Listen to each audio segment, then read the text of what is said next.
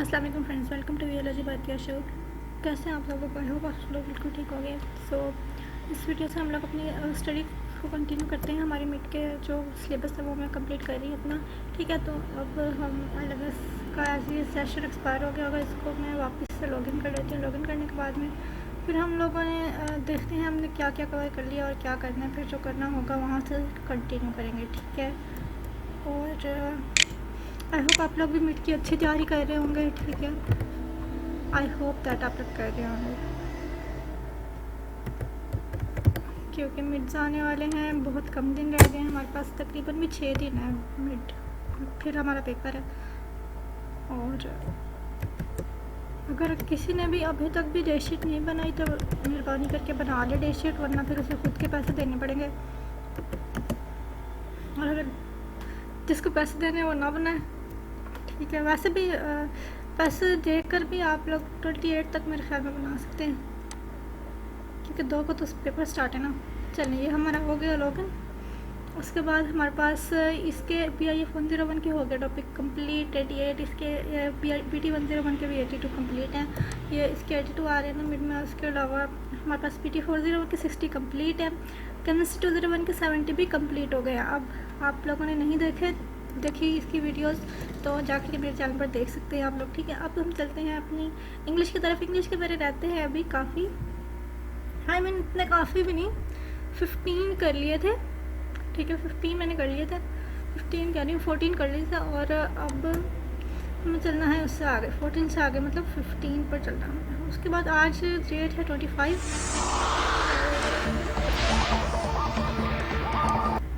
आज डेट 25 है। और 26 से हमारे जो है ना क्विज स्टार्ट हो रहे हैं। फिर हम 26 उसी दिन, जिस दिन स्टार्ट होगा ना क्विज, एक दिन 2 दिन होते हैं हमारे पास में, ठीक है। 26 से लेकर 30 तक हमारे क्विज हैं, तो 26 को स्टार्ट कर लेंगे एक क्विज, फिर 28 को जो शुरू होगा ना वो 28 को ही स्टार्ट करेंगे उसकी प्रिपरेशन, ठीक है।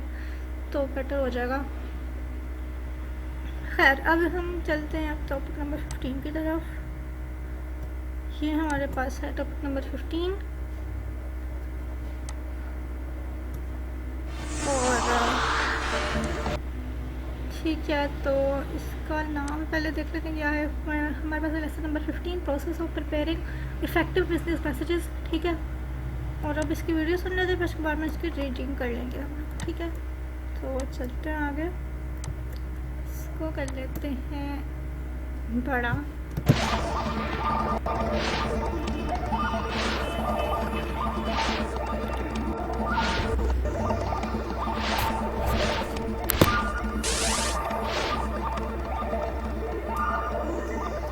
Assalamu alaikum. How are you? This is our 15th lecture. In the last lecture, we discussed how to prepare effective business messages, how we can tailor our messages to the needs of our reader and expectations of our reader. We discussed 2 points. Number 1, how to define the purpose. Whenever we are going to write, we must define our purpose. What is our purpose? Why we are writing for, right? We discussed 2 points that must be kept in mind when we are discussing about our purpose. Then we talked about another important point, and that was to analyze the audience, because audience are very important in our messages, because we have to write our messages for them. So we have to know who they are, what is their level of understanding, what is their composition, and many other points that we discussed. Now we move on to the third point, and that is choose your ideas to include. What are you going to say? For example, when you receive a letter, you read that letter and you have to answer that letter. So you read the letter and you underline the main point that needs to be answered. But sometimes you write messages purely on internal stimuli. I mean, we call them unsolicited messages. These messages that you write to people to inform them or to persuade them or for any purpose. I mean, the basic stimulus is yours.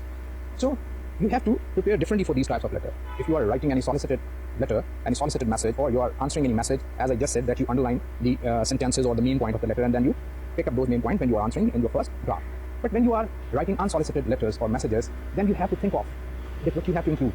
You have ideas and then you write them on paper, on a pad, so that you could know what you are going to write. It's also helpful to go through the documents of your company regarding that matter. Sometimes you may feel that some of your colleagues can be of help to give you some information that you want to include. So you ask your colleague for that piece of information. And sometimes it happens that you talk to the customers or to the reader of your letter before sending him the answer to a certain letter. You want some background, you want some more information. So this is the way we go on to this step when we choose our ideas. So While answering a letter, one can underline the main points to discuss and get the ideas briefly on a pad. If one is writing unsolicited for a complex message, one can begin by listing ideas as they come to mind. Then most important facts can be changed into messages. It is better that the message written to welcome a customer could have some other incentive or policies what the firm offers. So when you are writing your messages, follow these points that choose ideas that you have to include, read the message, discuss your colleagues, look for the information that you require, that you need from the documents, from the files that are available to you, and sometimes you need to talk to your readers. So always consider your reader's viewpoint, be in his place when you are choosing ideas, read company's documents, the documents that are at your disposal, and you can check them for any information that you require. Talk with your colleagues, customer, etc. I mean, it's better to talk to them instead of giving some incorrect information. Ask your audience for input. And when you are in need, you don't find any information from any other source, it's better to write to your readers for further information. So this is how you choose ideas that you want to send to your readers. After choosing idea, we move on to the next step, and that is collect all the facts to back up these ideas. After the main ideas, the writer-speaker should ask himself what specific facts, updated figures, or quotation he needs. The knowledge of the company's policies, procedures, and product detail is necessary for an effective communication. So when you have chosen ideas, now it's your duty or it's time to collect the information. So you need to know specific information. For example, if you are quoting prices of your product, it's better to make a double check. If you are quoting any figures, it's better to double check. If you want to ask for any policies, it's better to recheck. Sometimes you need to make research. For example, if you are writing a report and you've been asked to investigate certain issue, so you go into the matter and probe into the matter, look for certain details, and then you write the messages. So picking up facts from the right source is also very important. So whenever you complete your messages, always be sure that the information or facts and figures, the prices, and anything that you are quoting is correct, and there is no misunderstanding. Because if you fail to do anything, if you fail to pass on any correct information, you know that it can bring back very disastrous results. So always follow this guideline. Be sure the information is accurate. Be sure the information is ethical. It's very important that whatever information is being sent, it is very ethical, and it is subject to our moral self, our moral bindings, right? So be sure the information is pertinent. The information that is being given is also relevant to the main idea that you are writing about, and select appropriate channel. We have oral channel, we have written channel. In written channel, we have letters, we have memos, we have reports, we have proposal, and we use electronic media or other medium to send our information. And if we are talking to somebody, then we have channel of face-to-face, telephonic conversation, video conferences, or etc. We have already talked about different channels. So these are 5 points that we must consider when we are planning our messages. This is the preparatory stage of our messages. In this stage, we first of all define our purpose, that what is our purpose, why we are writing any message. Then we think of our audience, who is going to read our messages, and what type of people they are they professional or they layman or whatever they are. Then we go on to other steps, we choose our ideas, and then we collect all the facts which are necessary to convey our messages. Then we come to the 5th point, that is to make an outline or to organize our messages. Here we have a very grave responsibility, and that is that we must bring all those facts that we have collected in such a way that is very logical, and that all the message that we want to convey is conveyed in a very orderly manner. Here we come to another aspect of these planning steps, and that is, as I said, organization. Whenever we are going to think at this stage, very first thing that we must think of is that whether our message is favorable or unfavorable. Whether we are communicating some good news or we are persuading somebody to act as we want him or her to do. So here we talk of organizational plan. We have 2 organizational plans. One is direct and the other is indirect. To one we call deductive approach, and to other we call inductive approach. So let's look at these 2 approaches, these 2 organizational plans differently, separately. First of all, we begin with the direct approach or deductive plan. When you think that your message is favorable to your reader, when you think that you have some good news to convey, when you think that your message is neutral, I mean, you want to send some information that is routine information, in that case, you will be picking up direct method. In direct method, we start our messages with the main idea in the beginning, then follow up the explanation, and then we end our messages with the motivation to action. So these 3 steps are used when we want to convey some message which is favorable with the reader. The reader finds it informative. He finds it as some piece of good news, etc. So let's have a look at it. Direct request plan. So in the beginning of your messages, you state the request or the main idea. And secondly, you give necessary desirable details for easy reading. And third, close with a cordial request for specific action. I mean, what action you want the reader to take. So this is a very simple letter, simple message. You have an idea, you have to write a message, and you convey the message in a very simple manner. So let's look at a message. Dear sir, we intend to purchase a new office copier. We would like to consider an DHP copier and wonder if you have a model that would suit our needs. So you see that how the main idea is given in a very frank, candid, honest way. The main idea, the main statement is given. So you know that your reader wants this information. So let's look at the explanation part of the message. Our office is small and a copier would generally be used by only 3 secretaries. We run approximately 3,000 copies a month and prefer a machine that uses regular paper. We rarely need to run off more than 25 copies of any one time. So you look at this, it gives easy reading to the reader. I mean, what a reader wants to know about the requirement of the sender of this message is included in this message. I mean, how smoothly the writer has given information to the reader that what he wants in his answer. So now it's time to end the letter, and he says, "We would also like to know about your warranty and repair service. We hope to hear from you soon." So this is a letter in which we state the main idea in the beginning, then follows the explanation, and the third para or the last of the message has something for action. I mean, it is ended in a positive way for some specific action. In this letter, the writer wants that information regarding this copier must be sent to the writer as early as possible. So these types of message are very easy to write. The only thing is that you must know that this message is favorable with the reader. Most of the time when we have to write messages, the problem that he faces is that how to explain, how to begin a message. And this creates problem. We spend time thinking over that how we should say something. If we write any message using this technique, main idea in the beginning, explanation, and we can very surely write very effective messages. So we are using direct approach or deductive approach when we know that our messages are favorable with the reader or they are neutral, when we are seeking some information, when we are giving some information, or when we are exchanging any information of any type which is favorable with the reader. Sometimes we write messages in which we have some good news for the reader. So good news messages are also planned on the same approach, that is direct approach or deductive approach. What is the guideline for this? Let's have a look at it. We begin with best news or main idea in the beginning. Similarly, best news or the main idea is given in the beginning. Then comes the second part, explain necessary and desirable details with any helpful material. I mean, what is necessary to explain that good news is included in the second part of the letter. And then comes the third part, and positively and friendly, stating clearly the desired action and offering any further help. Give date of action if necessary. So this is how we write good news messages. So let's look at a good news message. Dear Mr. Guru, in our courier service, I'm sending you 6 copies of our catalog prime gift. I'm very pleased that you want to circulate it. I mean, you are giving some good news. I mean, somebody asked you for some copies of your organization that you print, and you are sending them. So you are sending good news. The good news can be of any type. For example, if we are answering adjustment letter, complaint letter, when we are granting adjustment, so that letter is also a type of good news letter. So in the second part of the good news letter, you give detail. Like the catalog explains everything, but I do want to say that for quantities of 20 or more gifts, we offer an effective discount. So here you give more information to your reader, and your letter with a positive, friendly close for some specific action. Please let me know if I can be of help in other ways. So this is a good news letter. These letters are written on direct approach. But in a business situation, you do not always write letters which have some favorable reading material for the reader. You come across such situation in which you have to write letters which are not conveying any favorable information to the reader, or the reader is not ready to read. So you have to make him read your information. For that matter, we use indirect approach. And we know that our messages may upset our reader. We use indirect approach or inductive approach. If you think that your message might upset your reader or listener, you use the indirect plan to ease your audience into the part of your message that shows that you are fair-minded and eager to do business with them on some other terms. This approach consists of 4 parts. So whenever we have some bad news and we want to bring our reader into a friendly frame of mind, into a frame of mind in which he is ready to listen to us, to read to us, we use this indirect approach. And in indirect approach, the letter is planned in a different way. We have 4 parts for this one. Number 1 is a buffer. Number 2 is explanation of your decision supported by reason. Number 3 is negative decision correctly expressed or understood with helpful suggestions. And number 4 is a helpful, friendly and positive close. For example, if you have to refuse a credit letter, I mean, you're being asked to give credit, extend credit with a certain organization, and after having an investigation into the matter, into their financial standing, you come to know that it's not the time to extend this facility. So you write a letter refusing, but you want us to keep your goodwill.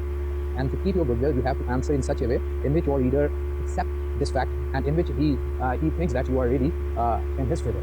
So writing such letters is always very difficult and requires some expert to deal with, and requires a lot of thinking. It's very easy when you are writing direct messages. You have some information and this information is required somewhere else. But here, the reader is not expecting this information, or he is not ready to listen to it. So you have to write these messages in this guideline. So you start your letter with buffer. In buffer, you write a statement which brings your reader to accept what you are going to say in the further message. For example, you are refusing an order letter. So do not refuse the order letter in the beginning. First, share with the reader that you appreciate his interest in your product or in your services. Similarly, if you are not giving any adjustment claim in response to any complaint letter, again begin your letter appreciating the position of the sender of the message and appreciating his bringing that point to your notice, and then explain by and by why you are not able to accept complaint of the writer of the letter. So let's have a look at this letter, which is written on inductive approach. Dear Mr. Hassan, you are right to expect high quality merchandise from the cosmetic door company. We try to give you the best for your money and to stand behind our products when they fail as a result of defects in material and workmanship, as our warranty states. Look at this first paragraph of a message of a letter. In this first paragraph, the writer of the message has not refused the request or declined the request of the reader of the message. Basically, he is bringing the reader to a frame of mind in which he will accept whatever the writer of this message say to him. So these type of beginning of messages are called buffers.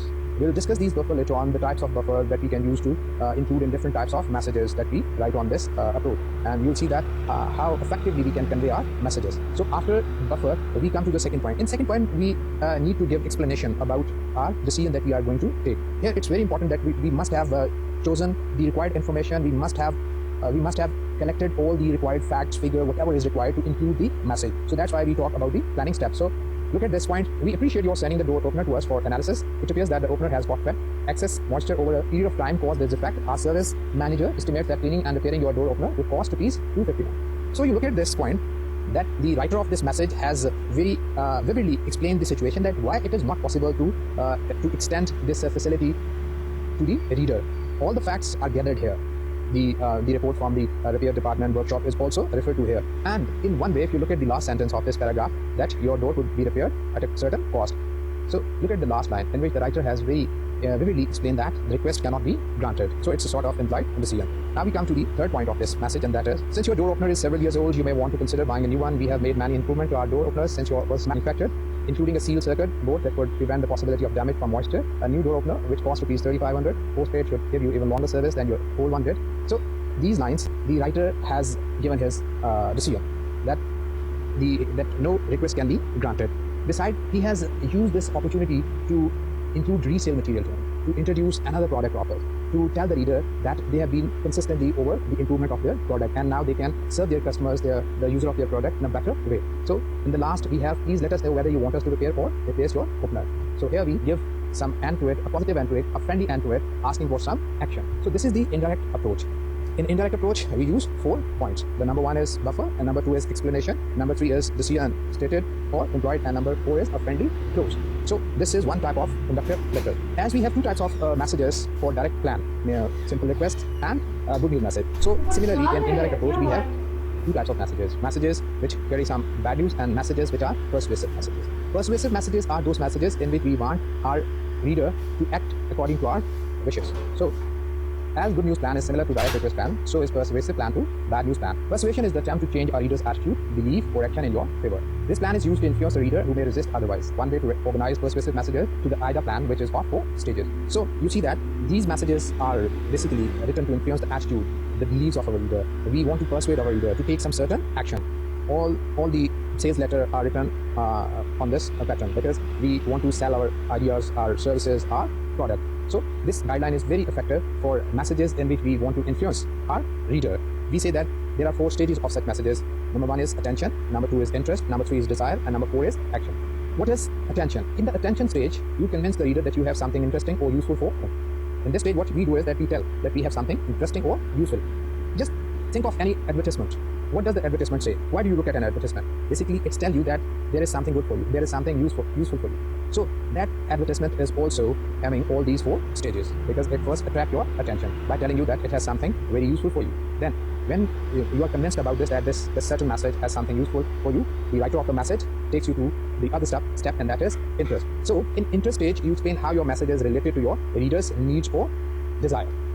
You explain why the message is related to him. So at this stage, basically, you explain something about the product, why it is related to him. So then you move on to third stage, and in third stage, you arouse a desire in your reader. You arouse a desire by convincing him that the offer is very useful for him. The offer of anything, service or any product is very useful for him. And to arouse the desire in him, you convince him with some testimony. For example, if you are writing a message which has some product regarding your teeth, so maybe a dental doctor is included into it. So this is the place where the writer of such messages arouse desire in you by convincing you with some testimony, with some authority, with some statistics, some figures, satisfied user of that product. And then comes the last stage of this letter, and that is action stage. In action stage, the writer wants the reader to take some specific action.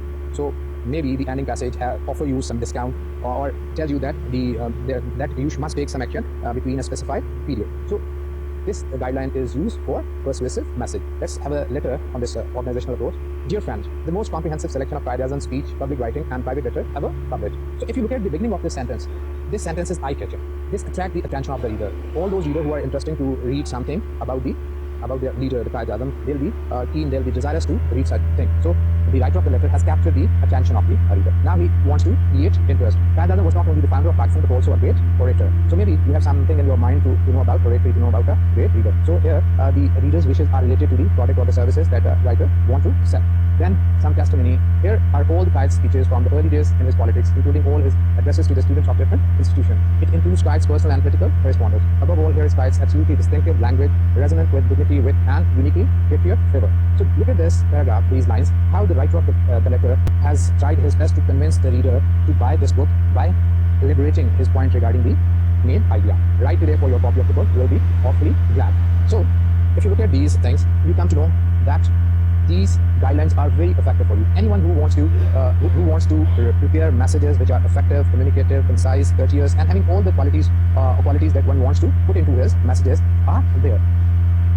After these 5 points, we come to another stage.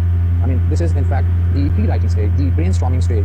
We can say that what we do before coming practically to the writing stage. So here, after going through all these points, now we have to start writing our messages. For starting our messages, we also need to think of two most important things, and that is the beginning and ending of the messages. That how the messages should be begun and how they should be ended. These two things are also very important, and they must be learned at this very stage. The way you begin your message makes it clear whether your reader will respond favorably or unfavorably to the message. When you are sure that your message has something favorable or neutral for the reader, you must begin your message with the main idea or good news in the beginning. The opening must be impressive in a way that it captures the attention of the reader. So always choose appropriate beginning that suit the purpose of your message. The following openings are desirable in direct requests, good news, and neutral messages. So whenever you are going to begin it, you have to take care that your beginning should be very impressive, because it is the place where you capture the attention of your reader. If you are successful in capturing the attention of your reader, it means that your messages are going to be very successful. So always follow these guidelines. So let's look at one beginning. Main idea: the goods which you ordered on March have been sent to you by passenger train. So look at this. It has main idea in the beginning. What we are talking about, instead of beginning your letter in a roundabout way, in a circular way, you start your letter with the main request. This is what we've been talking about, that if your message is favorable with the reader, start your message with the main request. So this is one example of main request or main idea. Let's have another beginning which has main request. So that your order can be filled promptly, please send us another copy of the requisition. For example, you have received an order and there is some problem with the requisition sent. Instead of pinpointing what was the mistake or what is not understandable, you begin your letter with the main request so that your order can be filled promptly, please send us another copy of the requisition. So when you know that the person reading your letter is waiting for your reply, or the reply is favorable with him, don't waste your time in beating about the bush. Start it with the main idea or the main request. Or when you have to make an announcement, again start it with the main idea. Now you can take an air-conditioned coach from Lahore to Islamabad any hour of the day. So this was the announcement that you want to make, and you have started your message with the announcement. Whenever required, employ 5 W's and 1 H to give clarity to your message. As we discussed when we were discussing principle of the communication, especially in the principle of completeness, that always check 5 W's and 1 H. So 5 W's and 1 H should be checked in the first paragraph. So bring main request or main idea in the beginning and check 5 W's and 1 H, the information you are going, to whom it's going, where it's going, when, etc. and how it's being imparted. When you are writing your messages on indirect plan, you are using buffer. So look at one example in which a poor buffer is used. For example, it is not possible to open your account unless you send us the following information. Somebody has requested you to open an account with your bank or etc. organization, and some of the information is lacking. If you look at this, you are not opening the account of the reader of the message, but the way information is being passed is negative. It is not possible to open your account. So you begin your letter with a negative word, not possible. So whenever you are writing it, think of a buffer, and with a better statement we can achieve our purpose. So you can revise it and write it in this way. The moment you send us the following information, your account will be open. So if you compare the first opening and this opening, you will yourself know the difference. That first opening was a negative statement.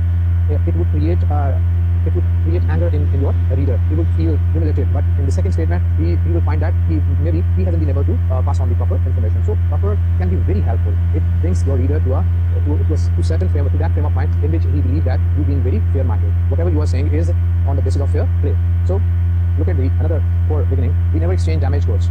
I mean, you received a complaint letter and you are answering that letter with such a sentence: we never exchange damaged goods. So if you want to say no, do say it no, but not the way that you are saying it here. You can improve this statement with a good buffer. We are happy to exchange the merchandise that is returned to us in good condition. I mean, there is a lot of difference between two statements. One conveys completely a negative meaning to the reader, and the other giving the impression to the reader that the writer of the message is a fair-minded person. So using proper beginning in your messages can make you a winner, or otherwise, if you do not choose, it can make you a loser. So in persuasive request, as in sales letter or other persuasive letter, we choose very interesting beginning, as I just read two beginnings for you. And when we'll be starting sales letter, you'll see that these letters are very interesting to write. It does have a sort of creative writing touch in it, and you have to think hard. You need a lot of information to write such letters. These are very good letter and show that the writer of the letter has a command over the language and over other aspects. So when you are writing persuasive letter, again, think of some beginning which is capturing the attention of your reader. For example, don't waste another day wondering how you are going to become the success you have always wanted to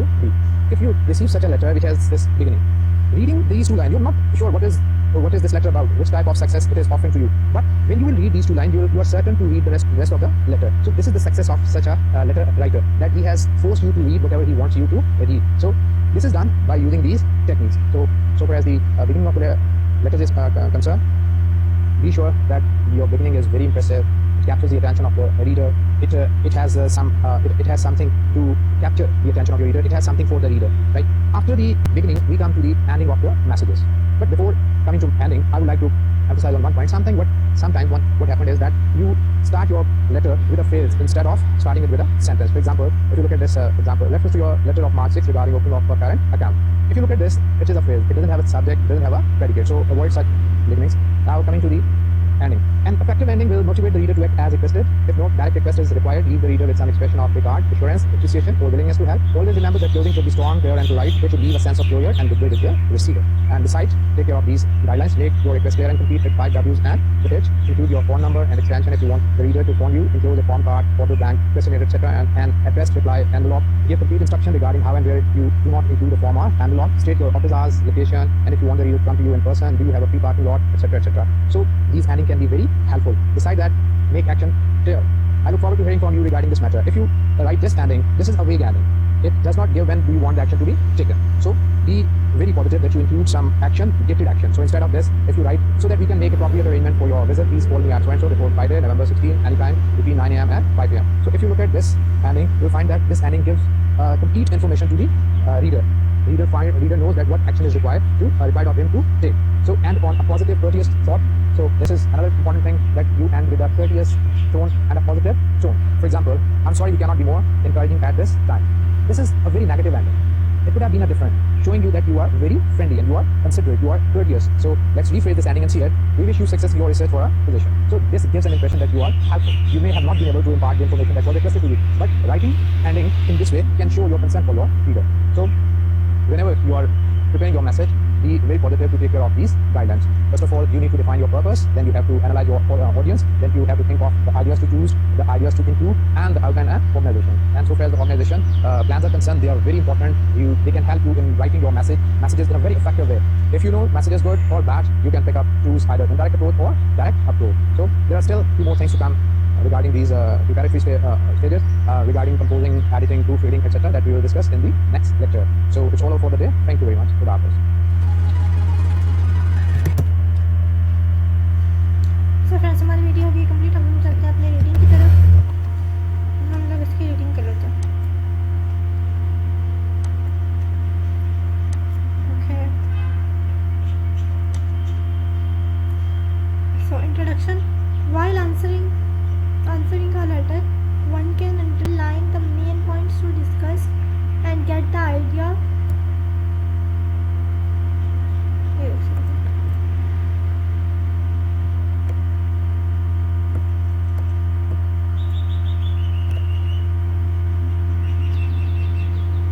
Okay.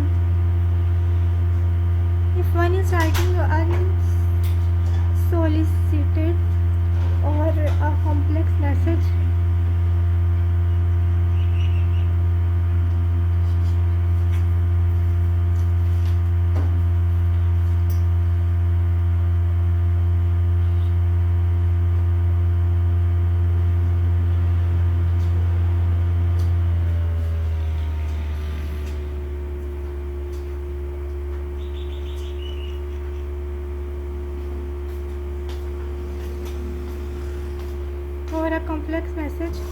one can begin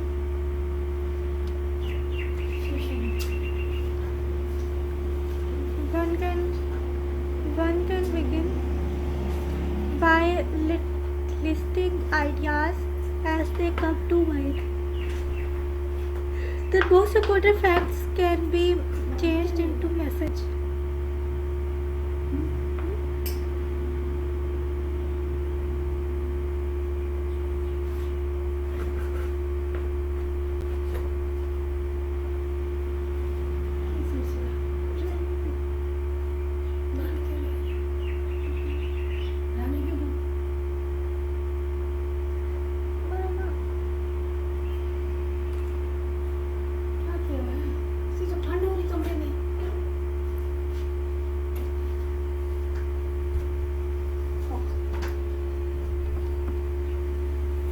Okay.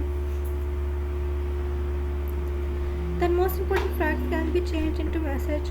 It is better that the message written to welcome a customer should have other incentives or policies what the firm offers. ठीक है, इसके बाद हम आगे चलते हैं। तो हमारे पास है important points for writing business messages. Consider your reader's viewpoint. Be in his place. Read company's document. Talk with your colleagues, customers, etc.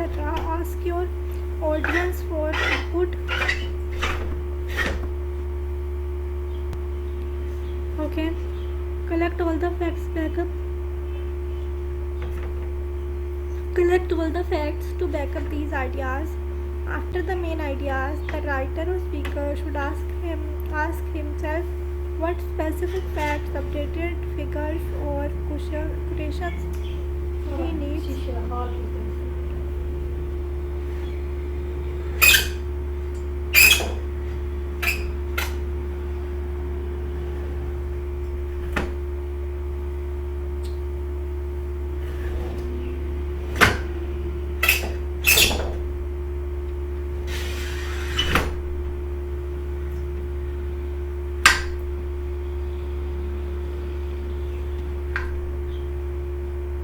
After the main ideas, the writer or speaker should ask himself what specific facts, updated figures or quotations he needs.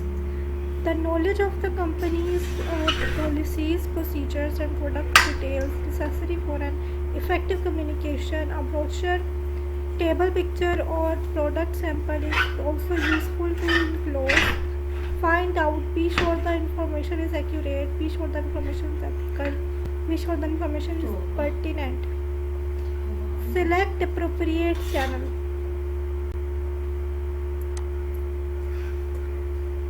सही है। उसके बाद हमारे पास है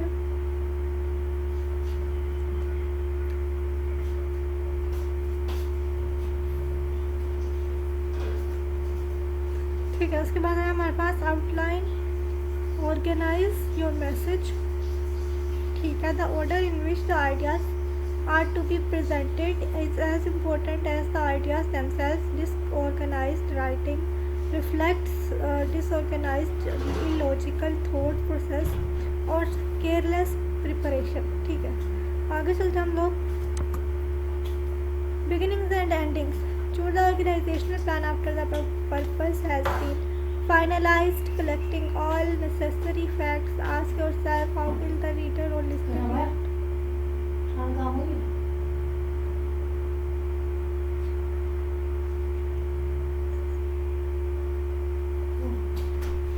How will the reader or listener react to these ideas? Okay, उसके बाद हमारे पास है Dear Mr. Hassan, you are right to expect high quality merchandise from the automatic door company. We try to give you the best for your money and to stand behind our products when they fail as a result of defects in material and workmanship. As our warranty states, we appreciate your sending the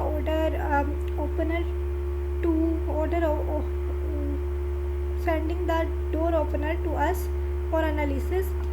It appears that the opener has got wet. Excess moisture over a period of time causes this defect. Our service manager estimates that cleaning and repairing your door opener would cost rupees 250. Since your door opener is several years old, you may want to consider buying a new one. We have made many improvements to our door openers since yours was manufactured, including a sealed circuit board that would prevent the possibility of damage from moisture.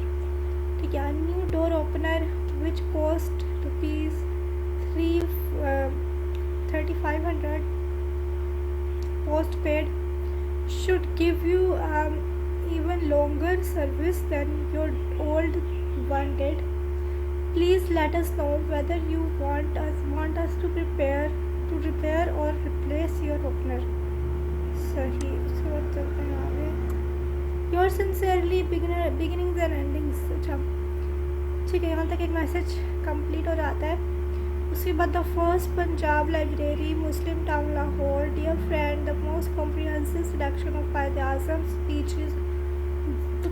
Speeches, public writings and private letters ever published. Yours for just rupees 500. Qaid-e-Azam was not only the founder of Pakistan but also a great orator.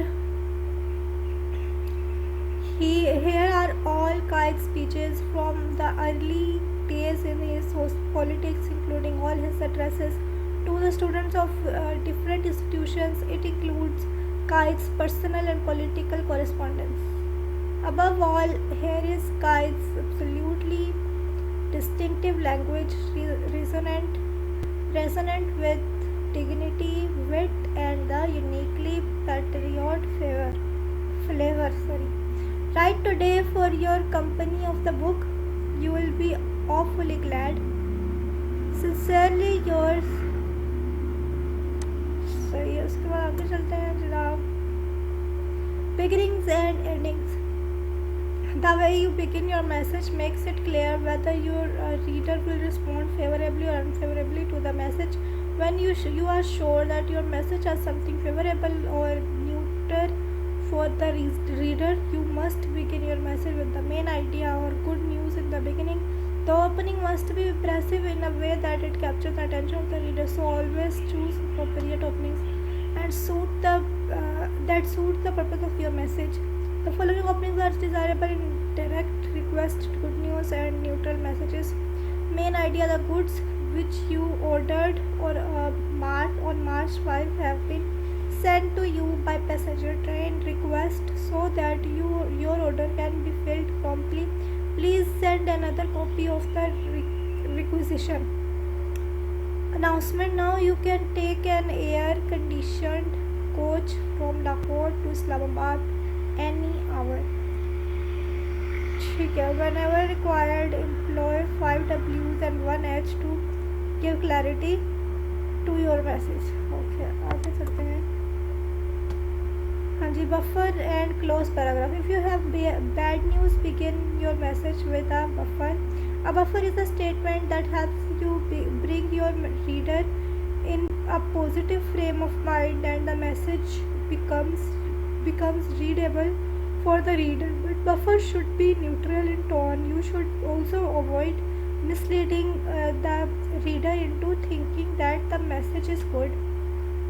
ठीक है, उसके बाद है poor. It is impossible to open your account unless you send us the following information. With buffer, the moment you send us the following information, your account will be opened. Poor. We never exchange damaged goods.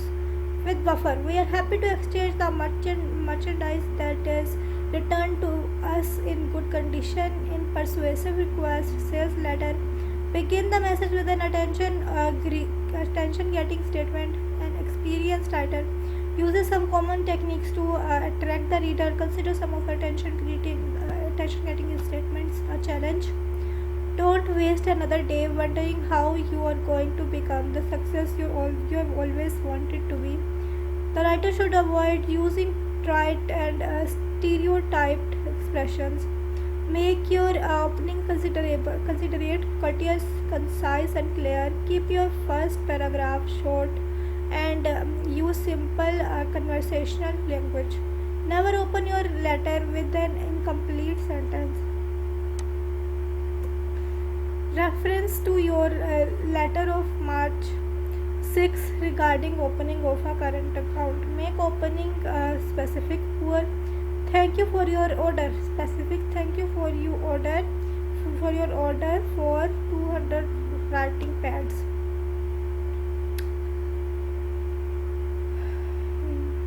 Okay चलते हैं हम लोग.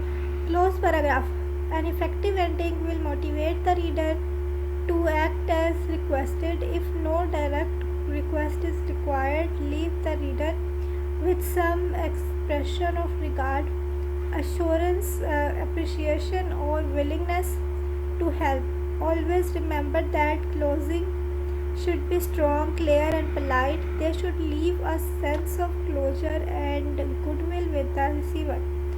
Make your request clear and complete with 5 W's and the H.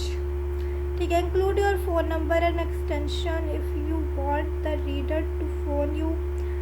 Enclose a form, a card, order blank, or questionnaire and an addressed reply envelope, perhaps with postage paid if you want the reader to furnish something.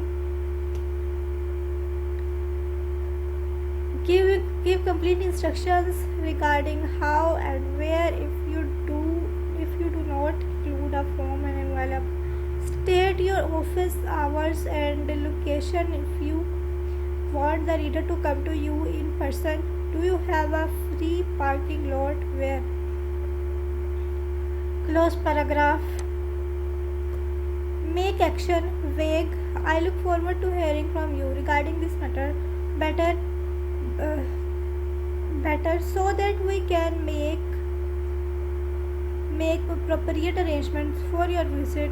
Please call me at 541000 before Friday, November 16, anytime between 9 a.m. and 5 p.m. And on a positive, courteous thought, include any apologies and negatives before the last paragraph.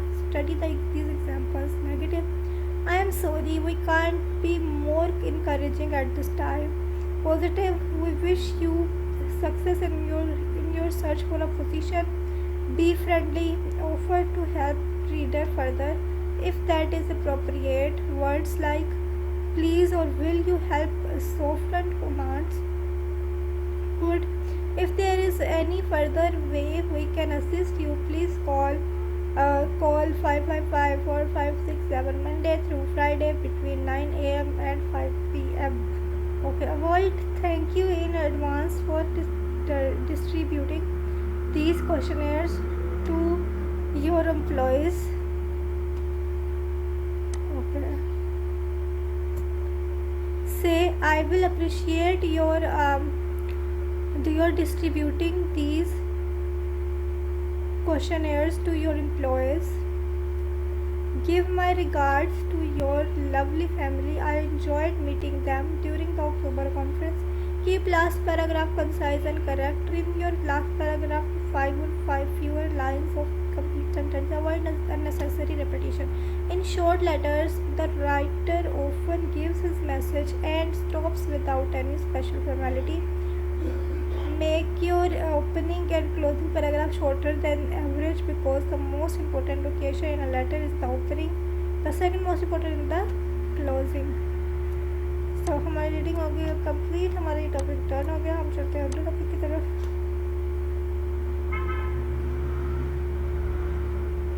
Okay, हम इसको login कर लेते हैं. Not a problem.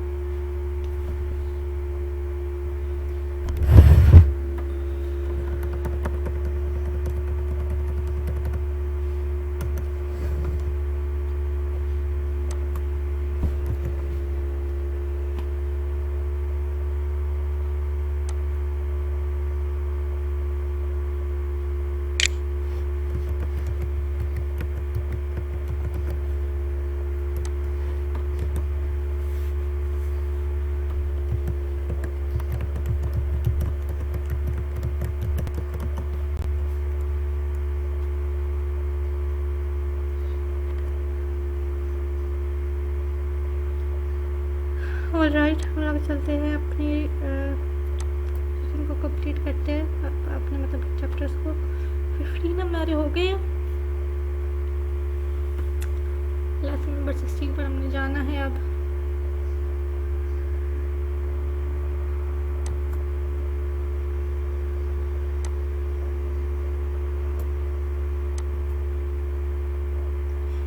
So topic is the appearance and design of business message.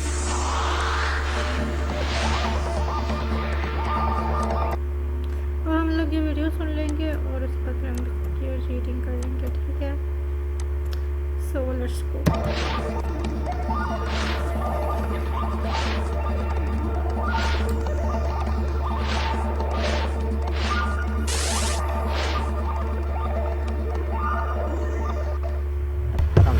For you. We're doing planning steps. In our last lecture, we did a few planning steps. We did how to define the purpose. We did how to analyze the audience, how to choose data, how to collect facts and figures, and then we discussed about the outline and the organizational plan. A very important thing to know, organizational plan, and which organizational plan to choose for which type of letter. And then we discussed some beginning and ending. So now you are at a stage to compose your messages. What do? You have gone through all these steps. You have ideas in your mind. Your purpose is very much clear to you, vivid to you. You know your audience. You have chosen all the information and collected all the facts to it, and they are all before you. Now, it's time to start your message. Maybe, first of all, you would like to write all the points in bullet form.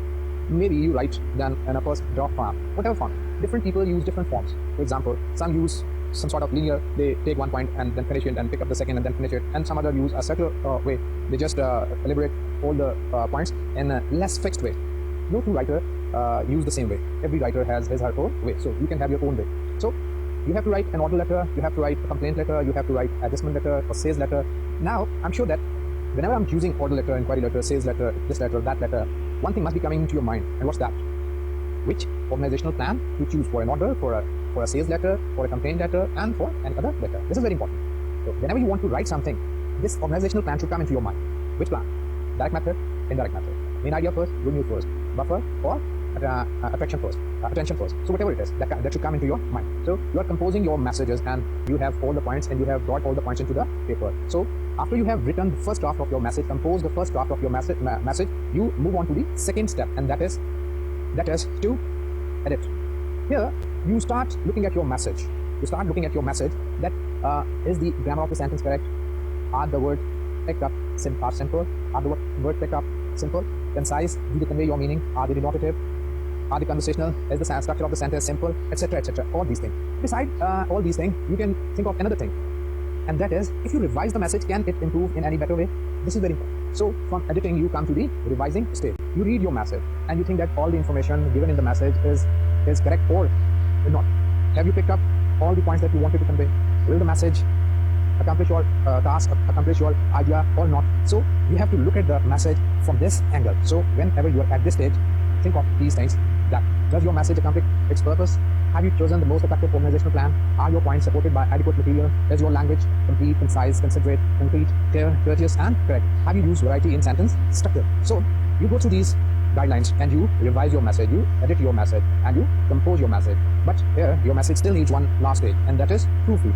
Proofreading means that after you have written the message, revised the message, you improve the message, you have added some information that was lacking, you have eliminated information that was unnecessary. You have gone through this whole process, and the message is lying before you as a last for the last reading. So this is the proofreading stage. Remember that proofreading is a very difficult task, especially for the writer, because when you write something, you have a lot of things about your message in your mind. And sometimes what happened is that we might have written one word, but that word does not convey exact meaning that we wanted to convey. But since the meaning is lying somewhere in our mind, and we are reading that word without giving it consideration, sometimes there may be some spelling problem, sometimes there may be some grammar problem. These type of problems are always there. Since we have written it ourselves, so we may be overlooking these things. Remember that whenever you come to this stage, it's better to read it aloud, especially when we are writing in a second language. We are prone to such mistakes. We may make such mistakes. So it's better that we should read our messages aloud. And if we have the facility of asking somebody to read for us, that can give us a double benefit. We will listen to it because listening tells us more about the message. We can analyze the message from every aspect. So reading aloud or making somebody read your letter can help us a lot in improving our message, in proofreading our messages. So these are few preparatory steps that must be taken care of when we are writing our message. Planning, our messages, designing them, then composing them, then editing them, then revising them, and then proofreading them can help us writing those messages which can achieve the desired result that we have in our mind. And besides, they also create goodwill for with the reader as well as with us. So with this, we end this topic. Let's take few messages on your own and then see whether these messages have all these points. For example, I have read many letters for you in this lecture and in the previous lectures. Pick up those messages and then apply all these principles that we have discussed in these lectures. Whether they been written after some planning, they have some purpose, they are reader oriented, the ideas are well chosen, and fact figures well collected. Let's look at these messages from these points and make it different. Again, take you to different newspaper and look for some common news item in them, and then compare those two news items for their similarities and for their differences. See how the beginning was made, how the ending was made, how the middle explanation was given. It will enrich your knowledge, your understanding of this writing process. So I'm sure that if you carry out such an exercise, you will benefit from it a lot, right? From this, we move on to another topic, and that is the appearance and design of the business messages. What is the appearance and what is the design of the business messages? The electronic revolution has changed these messages that we write a lot in terms of its intent, in terms of its appearance, in terms of its format. You receive a message. That message has some information, verbal information, but beside this verbal information, it has some non-verbal information too for you. For example, the moment you pick up a letter, you know that it has a message. You have not yet opened it. You know it has a message. And what you know from the moment you pick up the letter, because it tells you the name of the organization which has sent this letter. So you know the writer of the letter. Beside that, it tells you that whom it is written to. I mean, the name of the reader, it's not only the name of the reader, the department of the reader, the position of the reader, and the address of the reader. So you know all these things from reading just the envelope. The envelope tells you a lot. It gives you the name of the organization that has sent that letter to you, and it also has the name of the person from whom it is addressed. So the envelope, before you have opened it, gives you some information. It may have some other information for you. For example, is the letter confidential, or is the letter urgent, or some other information. So this all type of such information is found on the envelope, on the face of the envelope. So now we discuss a few aspects regarding the appearance of the messages and the format of the message. So regarding the design and format of the messages, take care of two things. First of all, you must know about the stationery. For example, the letterhead that we use should be of high quality. Normally, it should have 20% cotton contents in it, because letters are to be kept for a longer period of time. They can be used further anytime later in future. So the paper used must be of quality. At least 25% cotton content should be there, and the weight of the paper, it should be at least 20 pounds. Besides this, color is also very important. The color of the letterhead gives your taste. It sends a non-verbal message to the reader about the taste of the writer or the sender of the message. So it should be either white or off-white or cream color, but it should not be some gaudy color or color which shows some poor taste of the writer. Then we come to the envelope. Normally, the envelope has present information to the reader in this way. Let's look at this. For example, if it is our envelope, the upper left-hand corner is used for the return address. I mean the address of the writer. And here we write the address of the receiver. It includes the name of the receiver, it includes the position of the receiver, it includes the department, the street number, the city name of the city, any city code, any postal code, anything that is required to send that message to the right person. So this main address is written here, and here we have the return address of the writer. Sometimes we also include some mailing notation. Mailing notation means that whether the letter is urgent, whether the letter is confidential, or we want to send the letter to a specific person, etc. So this type of information is given here. After this, we come to the paper of the letter or the letterhead. This is our letterhead, right? Just imagine, I'm not sure. It's difficult to take it for a letterhead, but just imagine. This is your letterhead. Letterhead always carry the main information about the company, about the organization. It carries the name of the organization, it carries the address of the organization, it carries the telephone number, the faxes number, the cable number, email. Sometimes it may be product of the information. Remember that it should be very simple. I mean, the design of the letterhead should be very simple. It almost occupies 2 inches at the top of the paper. So 2 inches at the top of the paper it occupies. So after that, we have the rest of the paper. Normally, the size of the letterhead is 8.5 in width and 8.5 in width and 11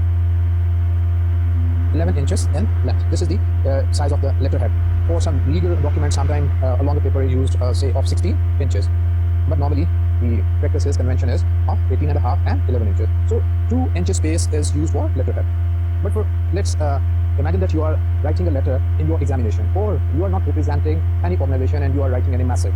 In that case, you don't have any printed letterhead. So what are you doing? You are using some plain paper. Whenever you are in such a situation, you have to write some message, and the message is not written by any member of the organization. You have to use a plain paper. Try not to use a line paper. Use a plain paper. So in plain paper, always leave these 2 inches.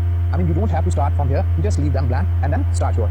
So if you are writing in your examination, or you are not representing any organization, you are using a plain paper. In plain paper, here you are starting your letter from heading. Then the first part of your letter is your heading. Heading carries your name, your address, all the information that can pinpoint you. So heading is started almost 2 inches below the top of the paper, right? Heading, as I told you, it is your information, the writer's information, the sender's information. Then comes the date. After the heading, you write the date, but before date, I must tell you that it is written single spaced. All the lines of the headings have single space. We will discuss later on about the punctuation. That is another important point of the heading. But heading must be written single space. Then comes the date. Date means the date of the letter, the date of the communication. It's very important because it tells the reader when the letter was written, and also used for in future for references. Date can be written in different ways. For example, you can write the name of the month. Like say, you can say June 6th, and then you write the year. This is just one out. Don't take it for that. Like you have to write date like this, June 6th. You can write 6 June as well instead of. And here you place a comma. You see that I have not placed any full stop after the year, and you avoid it too. Don't put any punctuation mark after the year. You have to put a comma after the months, whether the date comes before or after. There is another way of writing date. For example, the same date can be written in this way. So if you look at this date in our convention, it is 7th of 6th month, and it's 7th of June. But from the Americans concept, it is the 7th month and the 6th day. So this can cause problem. From British convention, it is the 6th month and the 7th day, and from the Americans convention, it is the 7th month and the 6th day. So try to avoid such confusion, because you have to write messages that can go to different culture. So it's better that you should write the date with the name of the month. Another thing that you need to take care of is that sometimes we use suffix. For example, we may use 6th. Nowadays, we do not use it. Whenever you want to know about the latest convention in this, it's one way is to pick up any book on communication. Another is to look up any good dictionary, any learner's dictionary. In all the learner's dictionaries, such conventions are given, which correspond to British way of writing these things, and which tells you about American way of writing these things. So you must write date in this way, that either you should write the day and then month or day. Both can go and they are equally good. But be careful about the punctuation. Put a punctuation mark, a comma between the day, month and the year, and don't use any full stop after the day. We have another component. It is the third part of our business message. Number 1 is heading. Heading is the writer's address. Number 2 is date, the date of the communication. Number 3 is inside address. Inside address carry the addressee's name, preceded by any courteous title, and then the address, further address, the department. Right? So we don't write any telephone number, etc. In this part of the message. Simply, it has the title, the courteous title, or any other title, and the name or the position of the reader of our message, and then the address, which is important to convey so that our message reaches its reader. So it can be like this. For example, Mr. Emerson, Principal, Government College, Lahore. So you see that first we have the courteous title, then the name of the person, then the position of the person, and then the address of the person. Inside address also is written single space, like the heading of the message. Whenever we are writing these parts, we give certain spacing. Spacing is very important. When you are writing heading, you give double space. Within the address, there is single space, but within 2 parts, we are giving double space. Similarly, when we start inside address, we give double space, and then within the inside address, we give single space. Single space is to be given in the inside address. After inside address, we have salutation. Salutation is one way greeting phrase. I mean, the way you greet somebody in a face-to-face meeting. In letters, we write salutation. Salutation is written again. How many spaces below? Yeah, 2 spaces below the inside address. Salutation is written in different way according to the level of formality that exists between the reader and the writer. For example, if you are writing, if you are a student of an institution and you are writing to the principal of the institution, there needs to be some level of formality between you and your reader. You will be using some very formal salutation. But if you are writing any business message, any business letter, memo, etc., then there is less formality. If the reader of your message is your superior, again you'll be using some level of formality, but not to that level. I mean, it will be a less formal. And if you are writing messages at equal level, so you are using informal level. So let's look at different types of salutation which are written because of certain level of formality. So in most formal situation, we use formal salutation. For men, we say more formal, we say sir, and for women, we say madam. In formal situation, I mean, more formal is the superlative degree. Formal, little less than the formal. In that we use like my dear sir. for men, and for women, my dear madam. When we are a little lower than this level, we are in less formal, and in less formal, this is the level which is normally used in business letters. We use for men, dear sir, my dear Mr., any name, dear Mr., any name, and for women, dear madam, my dear Mrs. Khan, my dear so-and-so. This level shows that we have some equation with the reader of our message. Then we sometimes choose some friendly salutation like my dear Ahmed or dear Ahmed, and similarly for ladies. So remember that you have to pick up your salutation as per the requirement of the level of formality. If you have to think who is your reader of the message, if he's senior to you, you are choosing formal, sometimes very formal, sometimes less formal. But in business communication, in business letters, we use informal or less formal salutation. In salutation, normally salutation are followed by any comma or sometimes colon. It again depends on convention. That what are the convention? Remember that I'll discuss it later. That a lot of things depend on the convention of your organization. At this stage, I'm not discussing some other issues. For example, I'm just writing these parts of the letter. For example, I have written shown this heading on the right side of the page, date on the right side of the page, inside address, and salutation on the right side of the page. But can they be exchanged, or is there any other possibility? Will be discussed later on. From salutation, we come to another part of the message, and that is the main body of the message. Main body of the message, that is the message that you are writing. Right? Normally, we write our paragraph in indented forms. That is, we leave some space and then start from the first line of the paragraph from at least giving 5 spaces. Like you can take it like this, 5 spaces. But the next line of the paragraph again start from the same from the same place where we started the upper part of the letter. So this is how different lines of the paragraph go.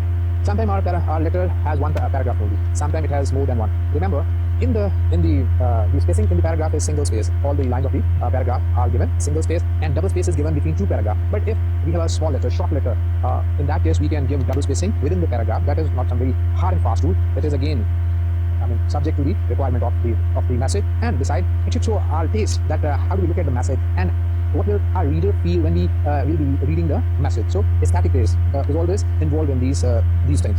So after we have gone through the body of the letter, we come to the next part of the letter. So before we go on to this part, let's revise. Let's count that how many parts we have discussed. The first part is this heading. Heading is your address. Then comes the date of the letter. Then comes the inside address. Inside address, the address of the reader, and then your salutation, and then your body of the letter. So heading 1, date 2, inside address 3, salutation 4, body 5. So you have discussed 5 parts of the message. Now we come to the 6th part. 6th is the complimentary close. Complimentary close, as the salutation is a greeting phrase. Like when 2 people meet, they exchange greeting. Similarly, when 2 people part, what do they say? They say see off to each other. Farewell, they farewell to each other. Similarly, this complimentary close is a sing off phrase. Complimentary close has the same level of formality that correspond to the salutation. If the salutation is formal, complimentary is formal. If the salutation is informal, complimentary is informal. If the salutation is friendly, complimentary close is friendly. So look at different types of complimentary closes. If your salutation is dear sir, your complimentary close is yours sincerely. If your salutation is very formal, that is sir, we sometimes write yours obediently, but normally this is very formal. If it is formal, it's dear sir, the complimentary close is yours sincerely. If it is dear madam, yours sincerely, and so on. Sometimes when we are friendly, we write cordially, yours, or yours cordially. Again, it can be yours sincerely, yours faithfully, or faithfully, yours. So there is no problem with these types of salutation. But the only thing that we need to take care of is the correspondence in the level of formality between the salutation and the complimentary close. From complimentary close, we come to the next part, that is signature. Signature is made, for example, if this is the complimentary close, we leave 4 spaces and then write the name, preceded by any courteous title. So in this space, in these four spaces, we sign the letter, right? So we write after the signature, we write the name of the person signing the letter. Sometimes sometimes we sign for somebody, and in that case we write for. Nowadays there used to be a word for it, but nowadays we write for example, for general manager, for purchase manager, for anything. And sometimes name is written, sometimes here title or position of the person signing is given. The letter must be signed in ink. Though sometimes nowadays we have to circulate our messages at a large scale. In that case, it's not possible for the person writing to sign a letter, and so in that case we write that this type of message does not require any signature. This type of a sentence is written in such messages, self-generated message, and it does not require any signature. Sometimes any rubber stamp or other type of stamp is used when circulation takes place at a larger scale. But if you are writing any single letter, it is very important that it must be signed. Suppose that you have written a letter, you're taking care of all the things that we've been discussing so far, and it is not signed. Is it going to bring back any desired result? I'm sure not. So signature is very important. Then we have another point, and that is reference section. Reference section, double space below the signature or the name of the person signing. Reference line basically tells that who has composed the message and who has typed the message. This helps in locating the writer of the person, the composer of the person, and the typist of the person. For example, we write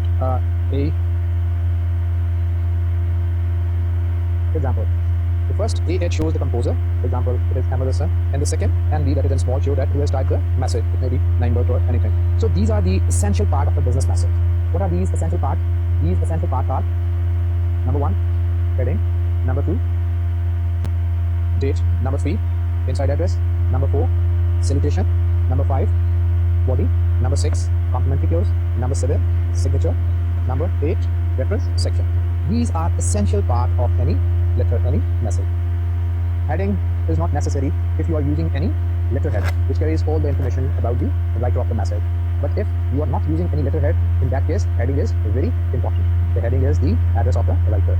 So at least all these 8 parts must be present in every communication. Letter, I mean specifically talking about letter, because memos are written in a different format that we will be discussing later on. But since we are discussing about letters, we must be sure that each letter has all these 8 parts. Sometimes in our convention in Pakistan, we do not use this reference section. So as I told you earlier, that these parts, the number of these parts depends on the convention of your organization or your country. So if it is not written, that's it's okay. It's not important and needs any stress on your part. You have to, when you join a company, you go into a certain convention of writing, of style, of format, and all these things, and you inform people to follow those styles. Beside these essential parts, 8 essential parts, we sometimes, as per the requirements, use some non-essential parts. These non-essential parts are employed whenever we want to convey certain information. So these non-essential parts are: number 1 is attention line, number 2 is subject line, number 3 is employer, number 4 is occupation, number 5 is file or account number, and number 6 is postscript. So far as the first one is concerned, that is attention line. Attention line is sometimes used to attract the attention of the person, or when we want that correspondence, that message to reach a certain person. So for example, attention general manager. So in that case, we all know that the letter belongs to general manager. Sometimes we use specific name. Sometimes if we do not know the name, or we do not know about the position of the person whose attention is required, we simply write the department in that case, right? So attention line is written between the inside address and the salutation. After this attention line, we have another important non-essential part, that is subject line. Subject line is written between the salutation and the body of the letter. Sometimes the word subject is written and then a colon follows it, and then the subject of the communication is given. This helps us in understanding the whole message of the letter, or what comes after it at a glance. So in official correspondence, subject line is frequently used and found in business messages. So if it is to be written, again, if 2 parts come, if another part comes between 2 parts, it will be having double space over and double space below. Always keep this in mind, that any new part has to be introduced by giving double space. This spacing is very important when you are writing. For example, at this very point, a question may occur in your mind. You may think of one thing, that when you will be writing in your examination, how will you deal with this aspect of your messages? Because one thing is there, that you will be given line paper.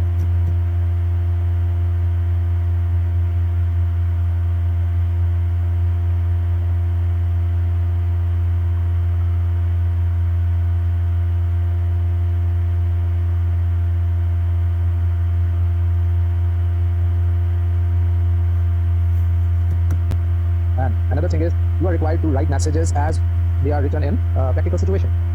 Remember that I always suggest my student in that case, that to show that they are leaving double space, they must leave 1 line. So if you have started writing heading and now you have come to the date, leave 1 line. So leaving 1 line means that you are leaving double space. And when you are writing, for example, the heading,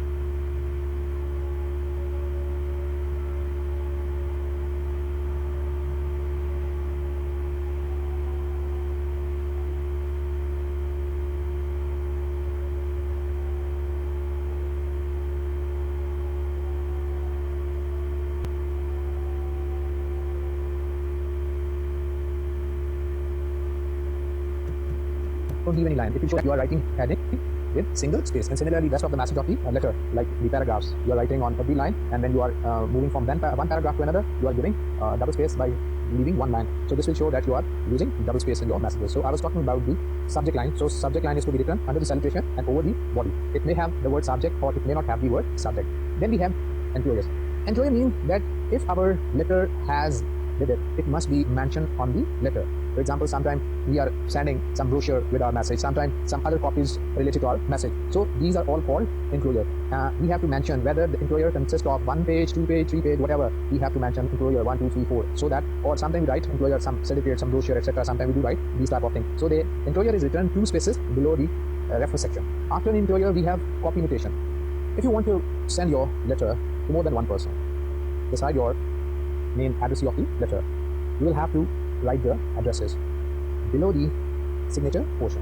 It may be 1, it may be 2, it may be 3, it can be any. So you write CC. It's an old initials for this that shows carbon copies. I mean carbon copy show that this copy was sent to so and so person.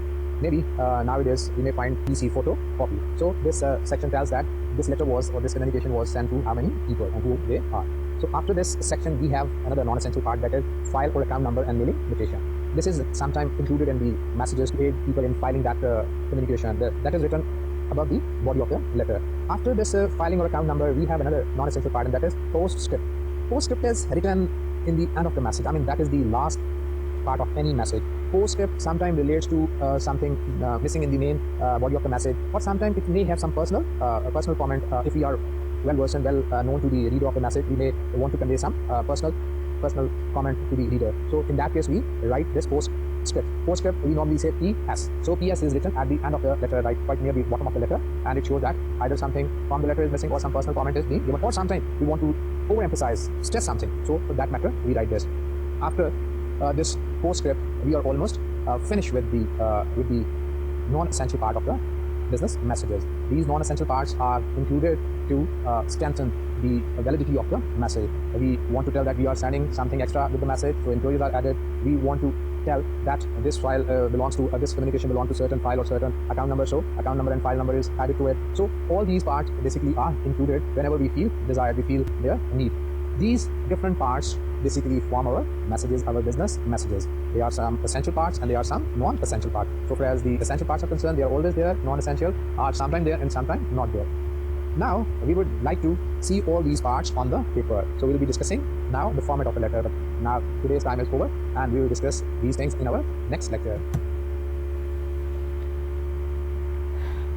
So friends, हमारी यहाँ पर video हो गई complete. हम चलते हैं अपने reading की तरफ और रीडिंग कर लेते हैं. यहाँ पर आ जाते हैं और रीडिंग कर लेते हैं.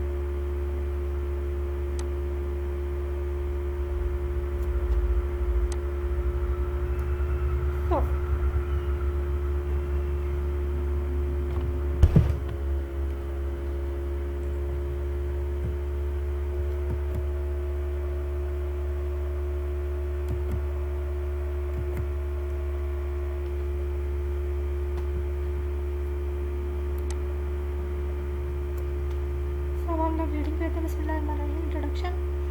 हमारे पास टॉपिक है the appearance and design of business messages, topic number 16. And introduction है हमारे पास. While answering a letter you one can underline the main points to discuss and get the ideas briefly on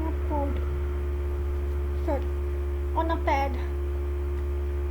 the most important steps for writing the business messages are composing, editing and revising.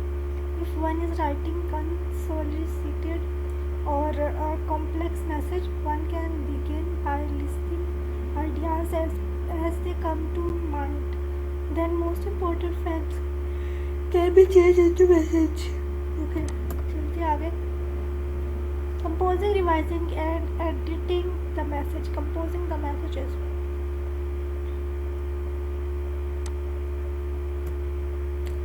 If you have gone through the planning steps, you are ready to compose. Composing is the process of drafting your message. Your first draft is a bit difficult to write, but at least you have wrote the most important information on paper.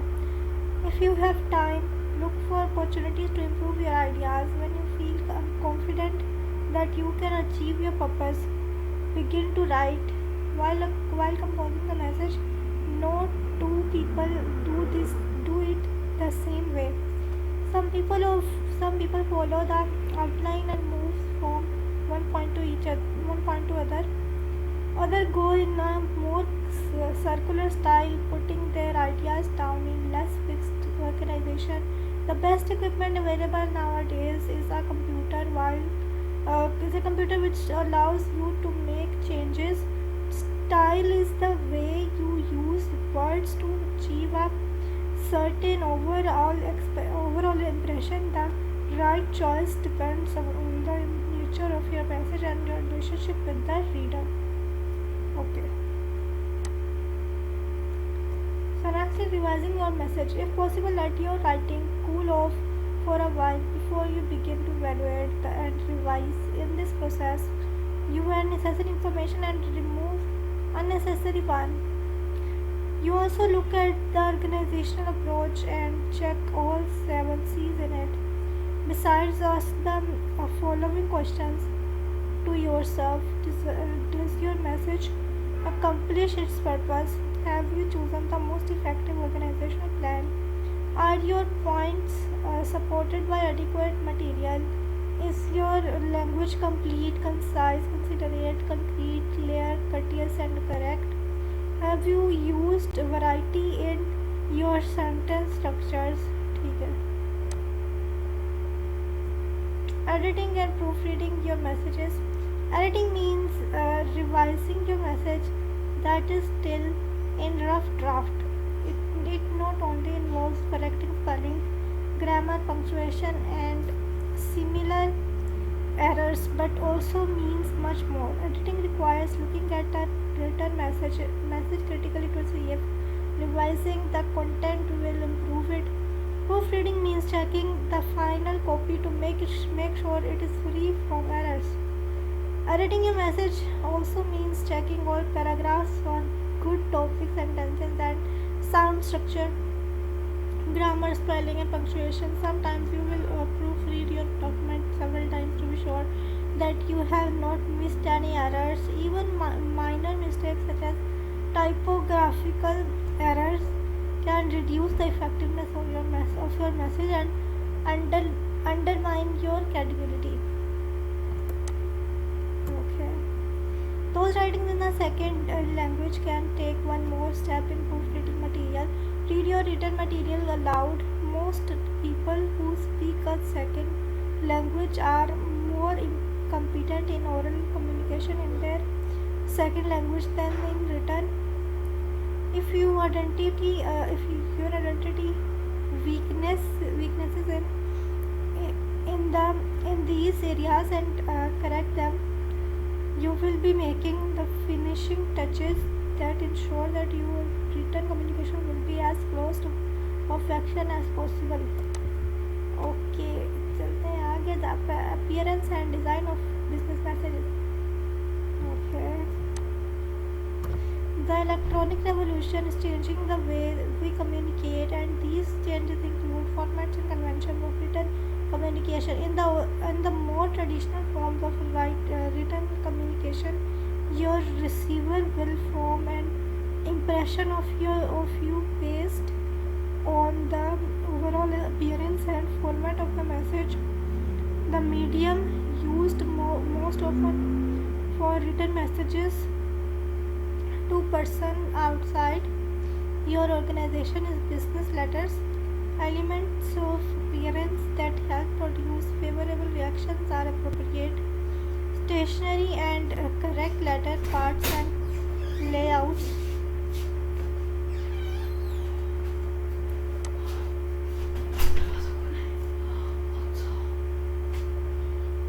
Business messages, stationery and envelopes. A good company uses a paper which is most often at least 25% cotton content. Its quality is usually 20 pound weight.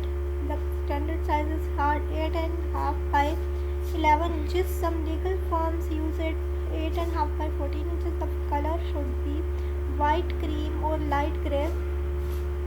Okay, letterhead. A letterhead is a printed paper with the name and address of a person or organization. Modern letterheads usually occupy no more than 2 inches at the top of the page. Letterhead information should include the name, address, telephone number, etc. Sometimes nature of business and name of department are also included. Okay, आगे चलते हैं हम लोग. आज़ाद 69 garden road, the mall, Karachi 74000. Phase 1 11111. Okay, उसके बाद है envelope. Returned addresses of the centers often printed like the letterhead or if necessary typewritten. अच्छा, typewritten should be in the upper left corner of the envelope. Address should always be typed in block form with all lines aligned. Information in the address should be listed in the following order: name and title of receiver, name of the department, name of organization, name of building, if relevant, street address and flat number or post box number, city, state and zip code or postal code, country if outside the country. Okay, अब चलते हैं हम लोग आगे और यहाँ पर देख लेते हैं हम लोग. Reading content. Standard parts of the letter. Most business letters have the following parts: heading, date, inside address, salutation, body, complimentary clause, signature, reference section. ठीक है, उसके बाद है standard parts of the letter. Heading. Heading में है a heading shows where the letter comes from. If letterhead stationery is not used, the address, not your name, is typed above the date 2 inches from the top. Date. Usually the date is typewritten 2 to 6 lines below the last line of the letterhead. Date sequence preferred in America is month, day, year. March 6, 1998 with the month spelled out. Others prefer day, month and year. 6 March 1998. Date and figures 3/5/98 should be avoided as it can create confusion. Okay, आगे चलते हैं. Number 3 पर है हमारे पास inside address. The inside address should begin with the addressee's name preceded by a courtesy and or professional title. It is written 2 spaces below the date. On the left hand margin, the order of item is courtesy title, name and executive or professional title if any. All parts are typed single spaced. Mr. Ahmad Hassan, Principal, Government College, Lahore. Okay, salutation. Salutation is typed 2 spaces below the inside address and 2 spaces above the body of the letter. It is an expression of courtesy to put your reader in a friendly frame of mind. The following salutations are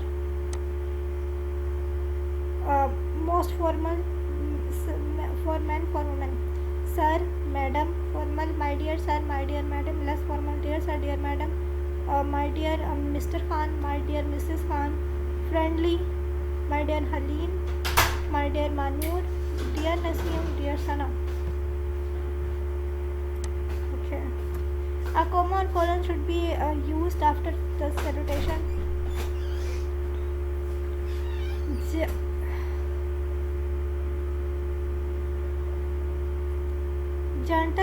Gentleman should be used in writing to a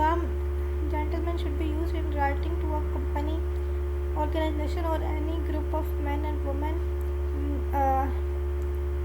Mess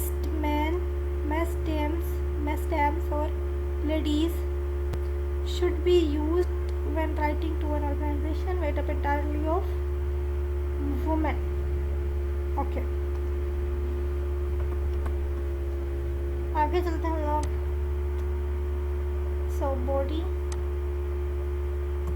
Most letters are typically are typed single spaced with two spaces between paragraphs before and after salutation and before the complementary clause. A short letter could be double spaced with additional blank line spaces before and after the date and within the signature area. When second page is used, addresses, name, page number and date is written at the top. Complementary clause body. If the letter begins with a formal salutation, sir, dear sir, it will close with yours faithfully. If it begins with a personal name, dear Mr. Khan, it will close with yours sincerely, yours truly, or cordially. Informal clauses as warm regard, best regards, or wishes are also used. A comma is used after complimentary clause. It is related to the salutation, so the same degree of formality should be used in it. For example, salutation complimentary clause: dear sir, yours sincerely, dear madam, yours sincerely, sir, yours respectively. It is written two spaces below the last line of the body in full block format. It is written on the left hand side of the page. Signature में हमारे पास है. Always type your name after the handwritten signature and the position in the form. It is better to give courteous title Mr. Mrs. etc. to avoid confusion. A letter should always be signed in ink. Very truly yours, Ahmad Hassan, Mr. Ahmad Hassan, General Manager. 4 spaces should be given between the complimentary clause and name. Reference section. The reference section may include information about the message composer, the typist, and sometimes word processing data. Only initials are used. They are typed 2 spaces below the name and positions of the person signing the letter. AS/MB. It means Ahmad Shibli composed the message and Mahmood Bilal typed the letter. Okay, let's move on. Optional parts of the letter. When appropriate, any of these optional parts can be included: attention line, subject line, enclosures, copy notation, file or account number and mailing notation, postscript. Okay. Attention line. To send a letter direct to a person or department, attention line is used, especially when we don't know a particular person or know only the person's surname. Attention line is written between the inside address and salutation, 2 spaces below and above respectively. Subject line, it helps the reader to know at a glance what the letter is about. The subject line may include or omit the word subject. It is placed below the salutations. It may be started from left hand margin or indented. The typing may be capitals or lowercase and underlined or all capitals. For example, subject monthly report. Enclosures and enclosure or attachment notation is included to remind the reader to check for additional pages of information. The enclosure is typed single or double space below the reference initials. Copy notation, when persons other than the addressees will receive a copy of the message, it is noted by writing CPC copy or CC followed by the names of these persons just below the reference initials or the enclosure notation. File or account number and mailing notation. File or account number and mailing notation to aid in filling that file. Loan or account number to be typed above the body of the letter. Postscript. Sometimes an extra message is added at the end of a letter. It may be something important or some personal comment. Writers write PS or PS and leave 2 spaces before the first word of the postscript. The following are accepted PostScript styles: M/S, enclosure, PS, mail the card today. So यहाँ पर हमारी reading हो गई है complete and ठीक है। तो फिर हम लोग अपने अगले लेक्चर की तरफ चलते हैं। हमारा अगला लेक्चर है लेसन नंबर 17 और इसको लॉग इन कर लेते हैं दोबारा से, not a problem.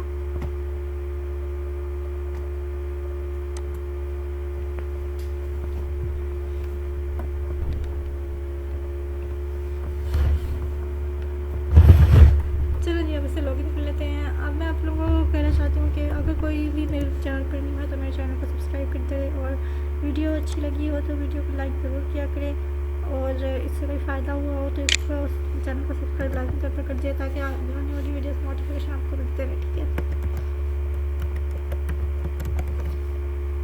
Okay then आगे चलते हैं हम लोग।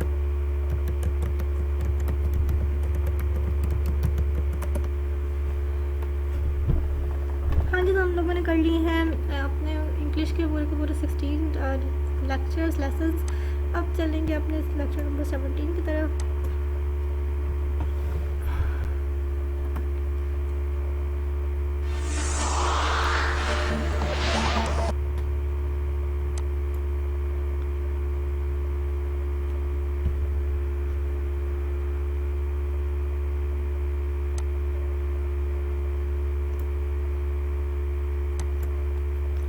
अब यहाँ चलते हैं, इसकी वीडियो सुन लेते हैं।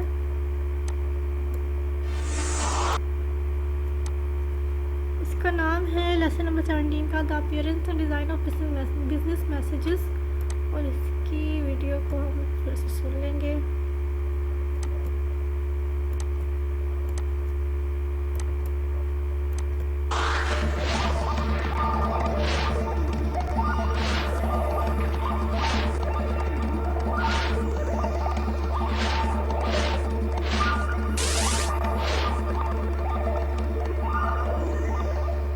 Assalamualaikum. How are you? This is our 17th lecture. We are studying essential and non-essential parts of a letter. In the last lecture, we studied essential part as well as non-essential parts. I think that if you pick up any letter now, you can easily recognize that where is the heading, where is the date, where is the inside address, where is the salutation, from where the body starts, where is the complementary clause, where is the signature area, the reference section, enclosure, etc. Similarly, you must be now well versed with non-essential parts. Non-essential parts to our attention line. I mean, you want your communication to reach a certain person, so you write in this attention line 2 spaces below the inside address and between salutation. So sometimes you include this and sometimes you don't. Then you have a subject line. Subject line is included in a letter to tell the reader in advance that what is this about, what the letter is about. It is written 2 spaces below the salutation. Similarly, sometimes we send some material along with the main message with the letter. So sometimes it is simply enclosed. Maybe it is a pamphlet, maybe it's a price list or a small booklet. So it is mentioned in the letter that this letter carries some enclosures. Sometimes something is attached to it, so we need to give attached notation. These things are stapled, right? So then sometimes maybe mailing notation. We want to send our messages to somebody other than the main addressee. Maybe it is one or maybe there are more than one. So we write C, copy, CC, carbon copy, CP, PC, photocopy, etc. So all these essential as well as non-essential parts are laid out on a page. And the size of the page is, in most of the situations, in width it's 8.5 and in length it is 11 inches. Rarely it is used 8.5 in width and 14 inches, especially for legal purposes. So now we have these essential and non-essential parts and we have to set these parts. These parts are differently set on the piece of the paper. In nowadays, this setting is very easy because of the default on the word processing program. Easily, composer, a typist can adjust them. But even then, these adjustments go to the certain convention of the organization. Different organizations set their communications in different way. Normally, we have a 3 layout in use in our country. They are named because of their certain. Number 1 is modified block form, or it's also called block form. Number 2 is semi-block form, and number 3 is full block form. Let's today discuss that how do we set different essential parts in these layout. Let's take first the modified block form. In modified block form, we set different parts in a certain way. If we are using a letterhead, obviously we do not need to write anything about ourselves as writer, because the name of our organization, our address, telephone number, nowadays our email address, and all that information which is required is there on this printed part of the letter. Normally this occupies 2 inches at the top of the paper. So after that we write date. In many printed letterheads, there is space also given for date and also for reference number. But in some letterhead, we have to write date. Date is written 2 to 6 spaces below the letterhead, especially. If suppose we are using a plain paper, what are we going to do? We are leaving 2 inches space at the top of the paper, and then we are starting our heading. Heading does not include the name of the writer. It gives the address of the writer and his address, street number, city number, and in some cases, country's name. After heading 2 spaces below, we write date, and we discuss how date is written. Date must be written in full, and we should not write dates in figure, as we discussed that there are 2 conventions of writing dates in figure. One is American, another is British, and it can cause problem because American start writing date in figures from month and the British start from day, so it can cause confusion. So we should write the name of the month, then date before or after it, and then we write the year in figure. After this date, we write inside address and salutation, then body in complimentary clause and signature. I was talking about one layout, that is semi-block form. In semi-block form, the heading is written or started from the horizontal center of the page. I mean, take one page and we start from the center of the page towards the right-hand margin. And normally the address and each line of the address ends at the right-hand margin. So we start from the horizontal center of the page, almost a little away from the center towards the right-hand margin, and single space is given in heading if we are writing heading, right? And the heading is blocked, not indented. This is very important, that nowadays heading or inside addresses are not indented, they are blocked. So in semi-block form, the heading is blocked. Then comes date, and then date comes under the heading on the same right side of the page, and then comes the inside address. Inside address comes to the left side of the page, towards the left margin of the page. Again, this part is not indented, it is blocked. After this, we write salutation, and salutation is blocked with it in an alignment, and then comes the body of the letter. The lines of the body of the letter are not indented, they are blocked. Single space is given, and then double space is given in the 2 paragraphs. Then comes the complimentary clause. Complimentary clause is also written at the horizontal center of the page under the heading where we started heading, and towards the right hand margin of the page. And then we give 4 spaces for signature area, and then the name of the person signing with courteous title or with the official position is written. And then on the left side of the page, we write reference line, reference section, or enclosure. So this is the layout which is called semi-block form. Let's have a look at this layout. So see that how heading, date, complimentary clause, and signature area are written towards the right side, and how inside address and salutation are written on the left side margin. So just look at this, you can see heading is toward the right hand margin, date is toward the right hand margin, and then inside address is toward the left hand margin, salutation is toward the left hand margin. Then comes body. You can see that the lines of the body are blocked, right? They are not indented. They are single space and double space given between the paragraph. And then we have complimentary clause and signature area. They are also toward the right hand margin. Complimentary clause as well as signature area. Reference initials are only on the left hand margin. So this is a semi-block form. This is a time saver because no indenting is made in this, and this is in vogue in Pakistan. Beside this modified block form, we have full block form. Full block form is another layout which is also very time saver. In this layout, all the parts of the letter, all the essential and non-essential parts of the letter are started from the left hand margin. So we start from the heading, that is at the top. If we are not using any letterhead, then comes date, double space below it, then comes inside address, double space below it, then comes salutation, double space below it, then body starts, and the lines of paragraph are blocked. Then we have complimentary clause, we have signature area, reference section, enclosure, and so on. So in this layout, we have ease. This layout is very common in multinational organizations and all those organizations that are being run on modern lines. So this is another layout. In this layout, normally we use open punctuation. In modified block form, we use close punctuation. What is this close punctuation and open punctuation? Open punctuation means that no line of the heading and no line of the inside address is punctuated. No comma is put, no full stop is put, because it gives ease to the composer, to the typist, that they don't have to put comma, full stop, or other punctuation marks that shows the end of a line. Similarly, no comma is put in the after the salutation and complimentary clause in open punctuation form. In close punctuation form, each and every line of the inside address and of the heading is punctuated. If you look at the heading of this modified block form, you see that the heading is punctuated.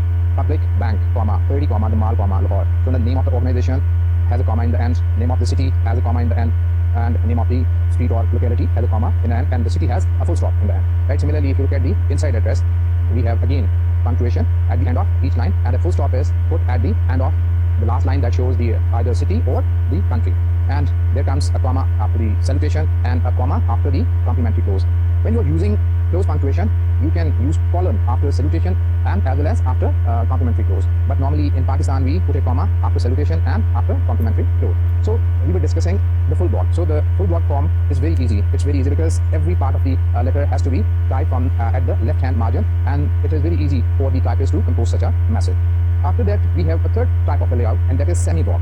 Semi-block layout is quite close to the modified block form, because in semi-block 2 the heading comes on the right hand margin, towards the right hand margin, and then comes date and the complimentary clause and the signature area. All these parts are started from the horizontal center of the page and taken towards the right hand margin, whereas inside address salutation comes towards the left hand margin, and the paragraphs are indented.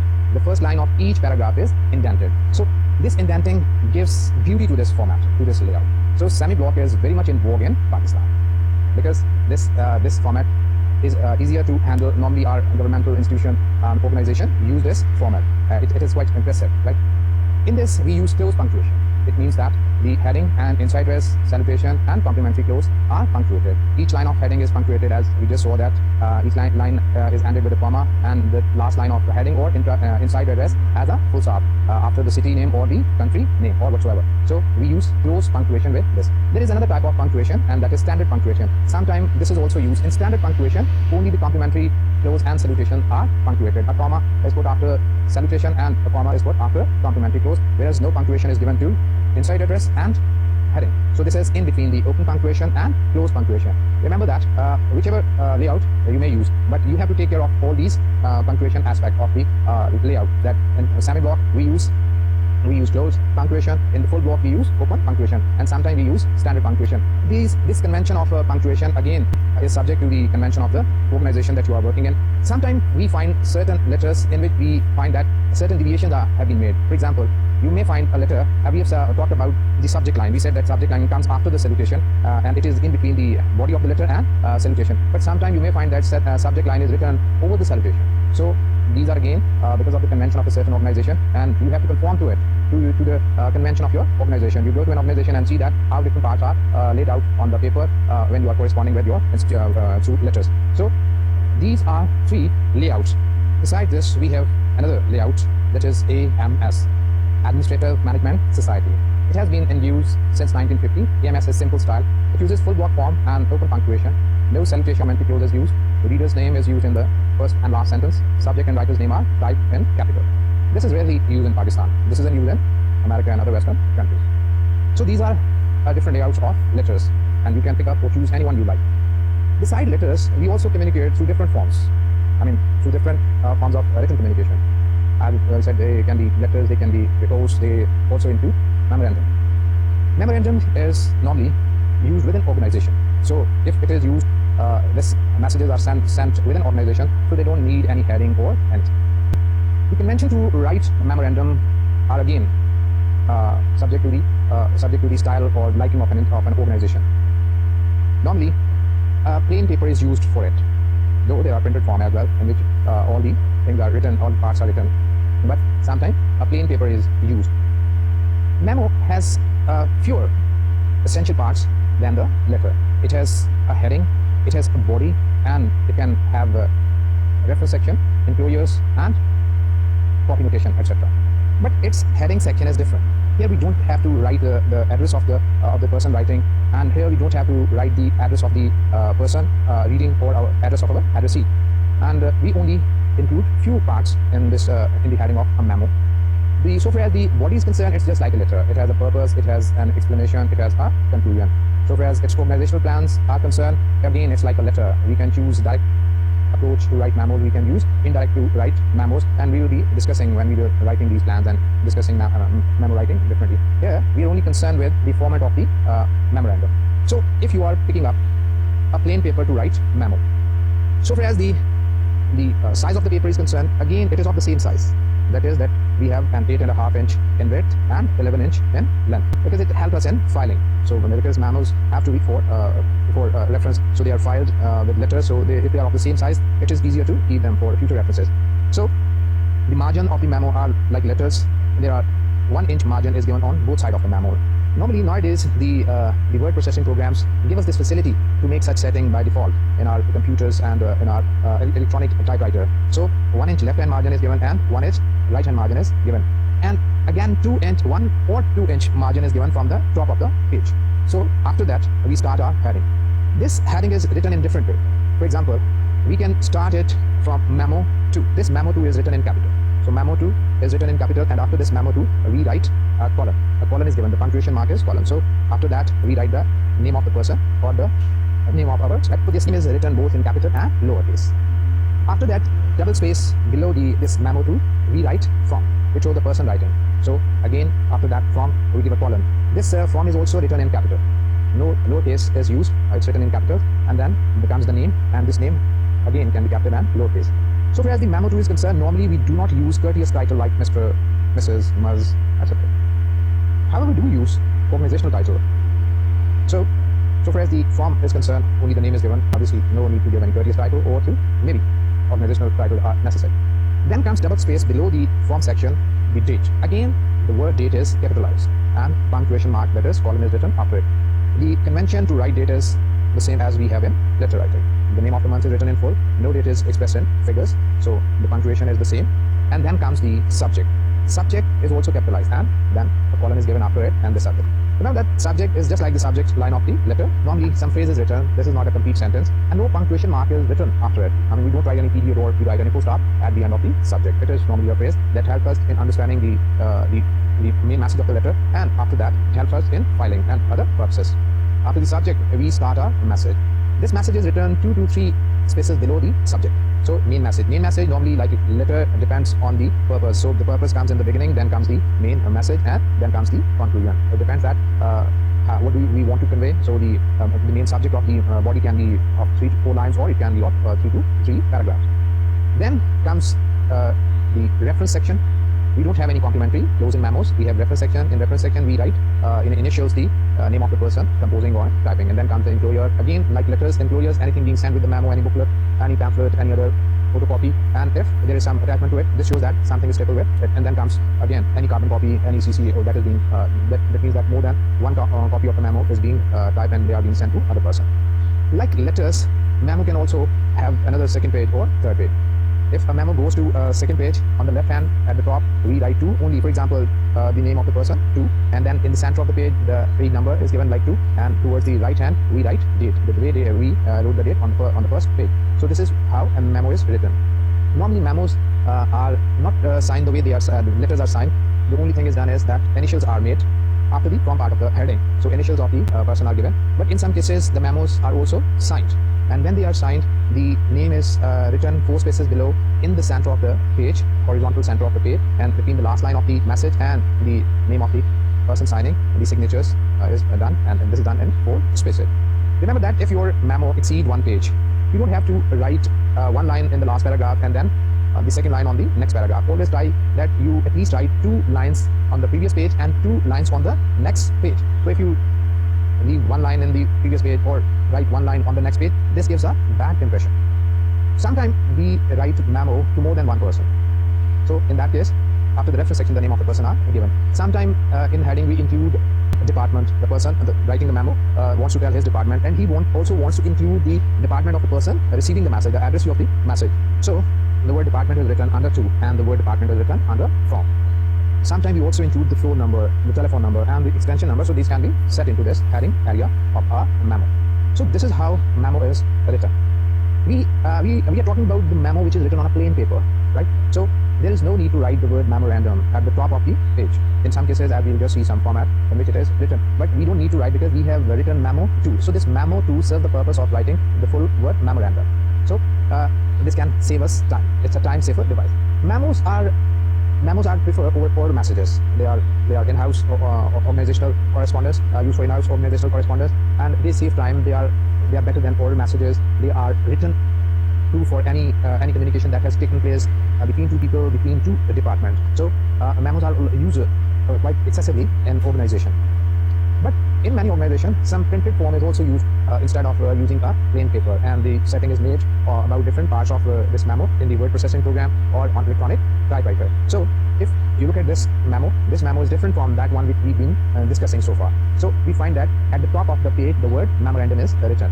This is written 2 inches below the top of the page. We have again left hand margin and right hand margin as we discussed. We will leave 1 inch on left hand and 1 inch on the right hand. So the word memorandum is written, and then comes the heading part of the memo. In heading part of the memo, if you look at this, we had date at the top, and then we have under the date double space below 2 section, and then department, and then subject. And on the right side of the page, we can write company name, we have firm, and then telephone number. If you look at this, these are in lowercase. I mean, that is, the date is the first letter of the date is captured, and then the rest of the letters of the word date are in lowercase. Similarly to department, subject, firm, and telephone number. This can be very helpful in different ways. It can save our time. So we have another format of memo. If you look at this format, this gives you the name of the company. I mean, this is a letterhead type of a memo. The letterhead is printed over the page. So inter-office communication, this is written almost in the middle, starting from the horizontal center of the page toward the right hand margin. On the left we have the name of the company. Then we have 2 headings. Start from 2, a line is given, and then plant, department, or whatever. And under 2 we have from, and then again towards plant, department. Then we have subject and date, and then we have written the word message. And after the word message, we have given few lines. So this can help the person writing the memo to write without wasting. These are normally printed formats, and anybody who wants to send any message, any memo, so he can simply fill in the blanks and write the message. You can see that at the bottom of the page there is a line for signature. So the word signed is written at the bottom of this memorandum. This is another format or layout of memorandum. So it varies from company to company that how they use. There are different types of formats, layout for letters for memorandum that are being used by different companies. In some printed material for memorandum, we also have a reply part in it.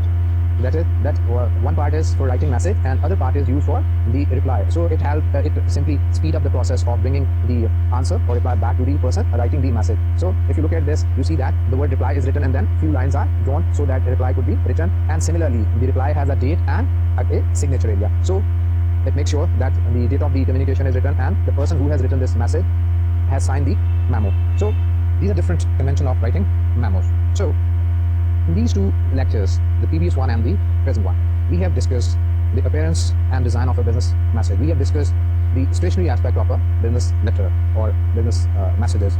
That what type of stationery we must use, the type of the paper that is good to use, the different parts of letters and different parts of memorandum that are laid out in the communication. So let's have a recap of all these things. First of all, discuss that there are some essential parts of a business message and some non-essential parts of a business message. So far as the business message, so far as the paper is concerned, if it is printed, I mean, giving the name of the organization, giving the address of the organization at the top of the paper, we call it a letterhead. And letterhead, in case of a letterhead, there is no need to write the heading, the name, the address of the writer. And then we have date, and then we have inside address, salutation, body, complimentary close, signature, and reference section. These are almost A parts which are essential for any letter, and in almost all letters these parts are found. So far as the setting of these parts is concerned, these parts can be set in different way. We have different formats for layout for them. We have full block. In full block form, all these A parts are set at the right hand margin of the page, right? So starting from heading to the reference section, each at the left hand margin. And in this one thing that is very important, and that is we use open punctuation. No heading, no line of heading, no line of inside address, no complimentary close, no salutation is punctuated.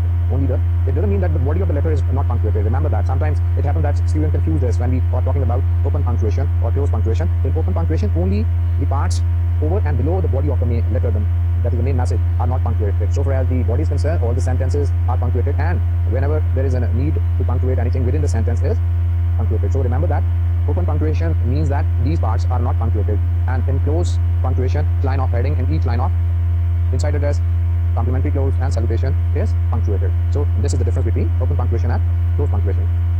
We talked about another type of punctuation, and that was standard punctuation, in which only complimentary close and salutation are punctuated, commas are put after it. So one layout is the full block, the other was modified block. In modified block, headings, date, complimentary close, and signature comes toward the right hand margin, and inside address, salutation comes toward the left hand margin, and the paragraphs are blocked, not indented.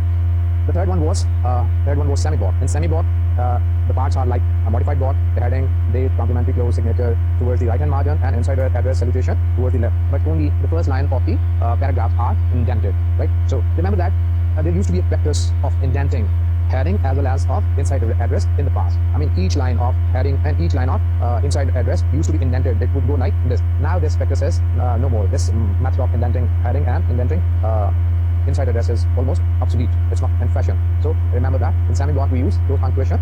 That is, all the parts are punctuated. So this was about letter. There was another AMS. We talked little about it. It's mostly used in Western countries and in America. We know used in Pakistan. Then we talked about the memo. Memo is inter-office correspondence, too much used, and we use fewer parts in memo. Only heading is used, and then body, and then the rest of the part of a letter. Normally, this heading consists of to and from, section, the date, and the subject part. Only these parts are found in heading. They all consist of heading. So then we have the body, that is the main message. Then sometimes we have signature, and sometimes we don't have signature. Normally memos are rarely signed, but if they are signed, the signature is made in the middle of the horizontal center of the page, 4 spaces below the last line of the letter. And there are certain other conventions, as we have seen. There are certain other format of memo in which department, in which section, floor, and telephone number, etc. are given. And sometimes memos are written on plain paper. Sometimes they are written on printed forms. The whole matter is given on that printed form. Only the messages to be written. And as we have seen, sometimes the word message is also given. And there is another type of memo which also carries its reply section. So first we have a message section, and then we have reply section. And in this type of format of a memo, both sections are signed by the people writing the message and writing the reply. So these are different type of format for writing correspondence, letters and memos. I hope that you must have learned something out of this discussion that we've been doing. And now when you look at letter, go for close punctuation, go for open punctuation or standard punctuation. See which type of a punctuation is present in the letter, and also see other parts. Especially look at the formatting of a letter and formatting of a memo, the differences found in. And remember that you don't have to make up your mind that there is only one set pattern for it, for letter as well as for memo. It depends on the convention of your organization. When you get into an organization, you have to look for the practice that is going on into the organization, and whatever is the practice, you have to follow it. So this is all over for today about this topic. We'll see in the next lecture the format and other things about other types of messages. तो friends, यहाँ पर हमारी video हो गई complete. हम चलते हैं अपनी रीडिंग की तरफ. रीडिंग कर लेते हैं.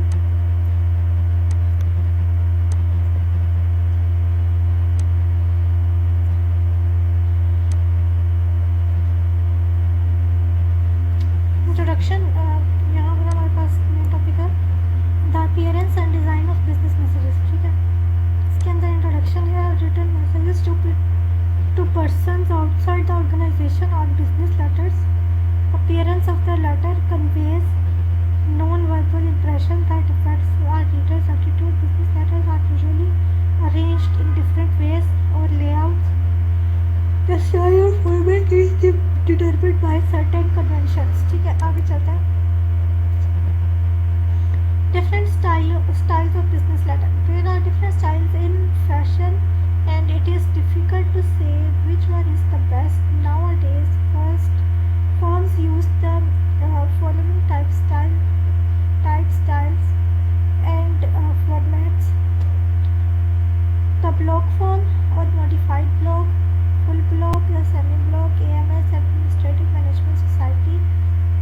आगे चलते हैं. The block form or modified block. This form is named so because inside address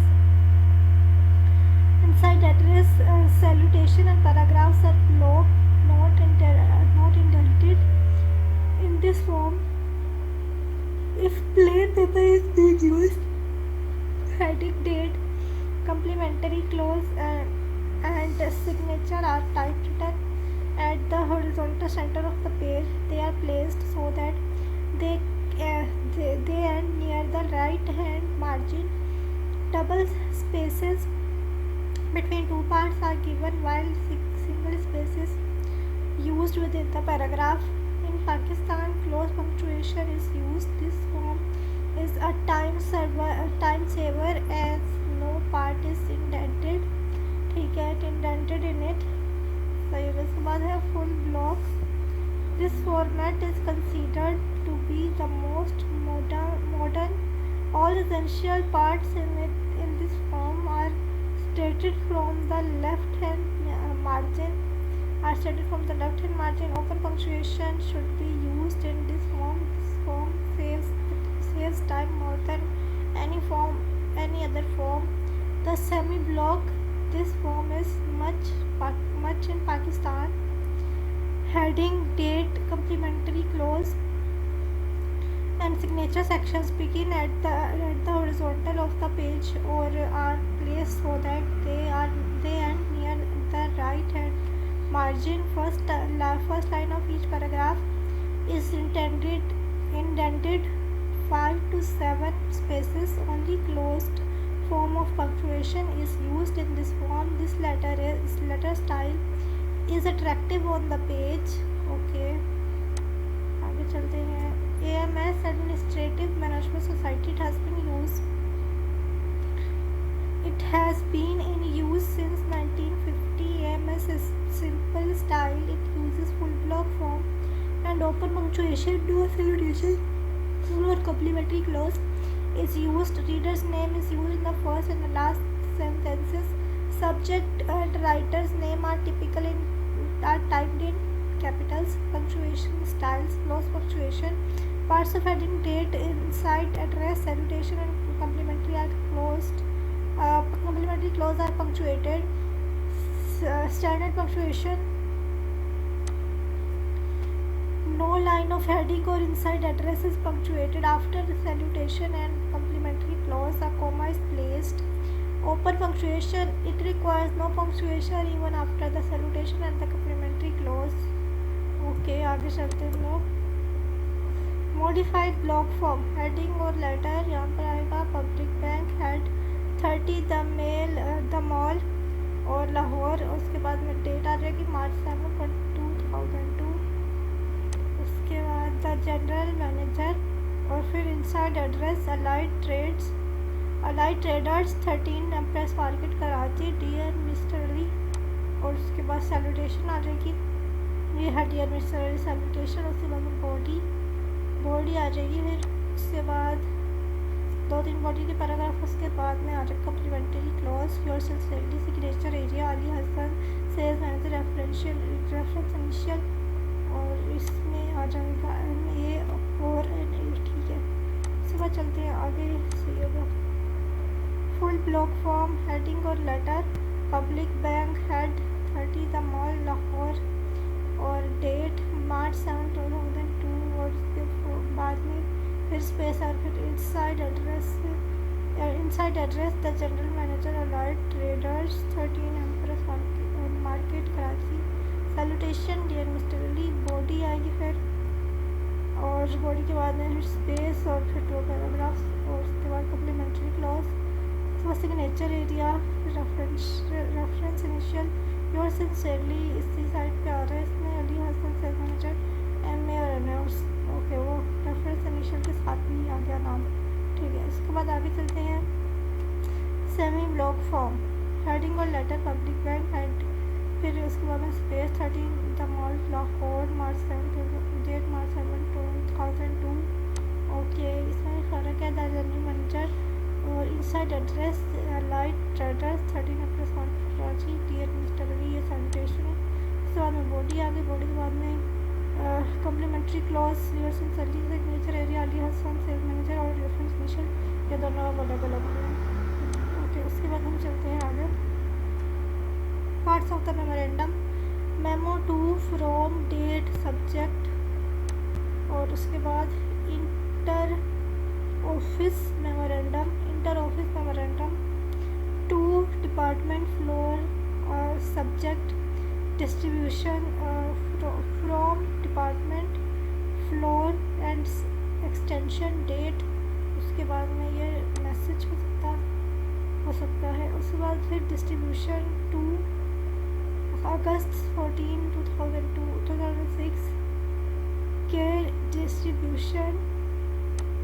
और डिस्ट्रीब्यूशन 1, 2, 3. उसके बाद मेमोरेंडम को company name, date, to department, subject, phone, telephone, courier, message, comment और रिप्लाई, अप्रूवल, इंफॉर्मेशन, कमेंट. अच्छा, write it, date it, sign it. Oral message waste time, cause annoying interruptions and are likely to be misunderstood or forgotten.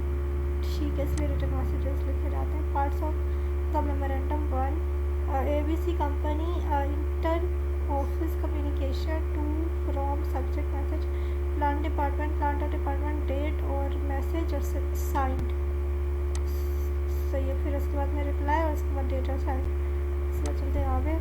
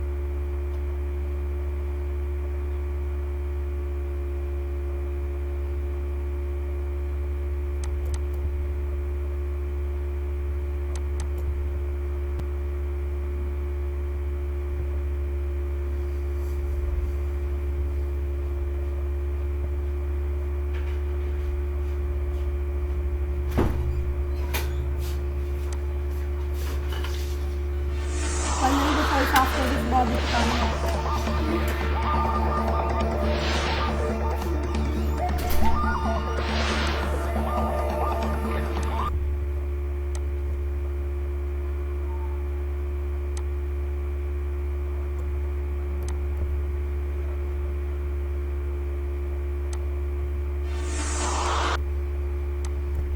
हम लोगों की reading रहती है थोड़ी सी।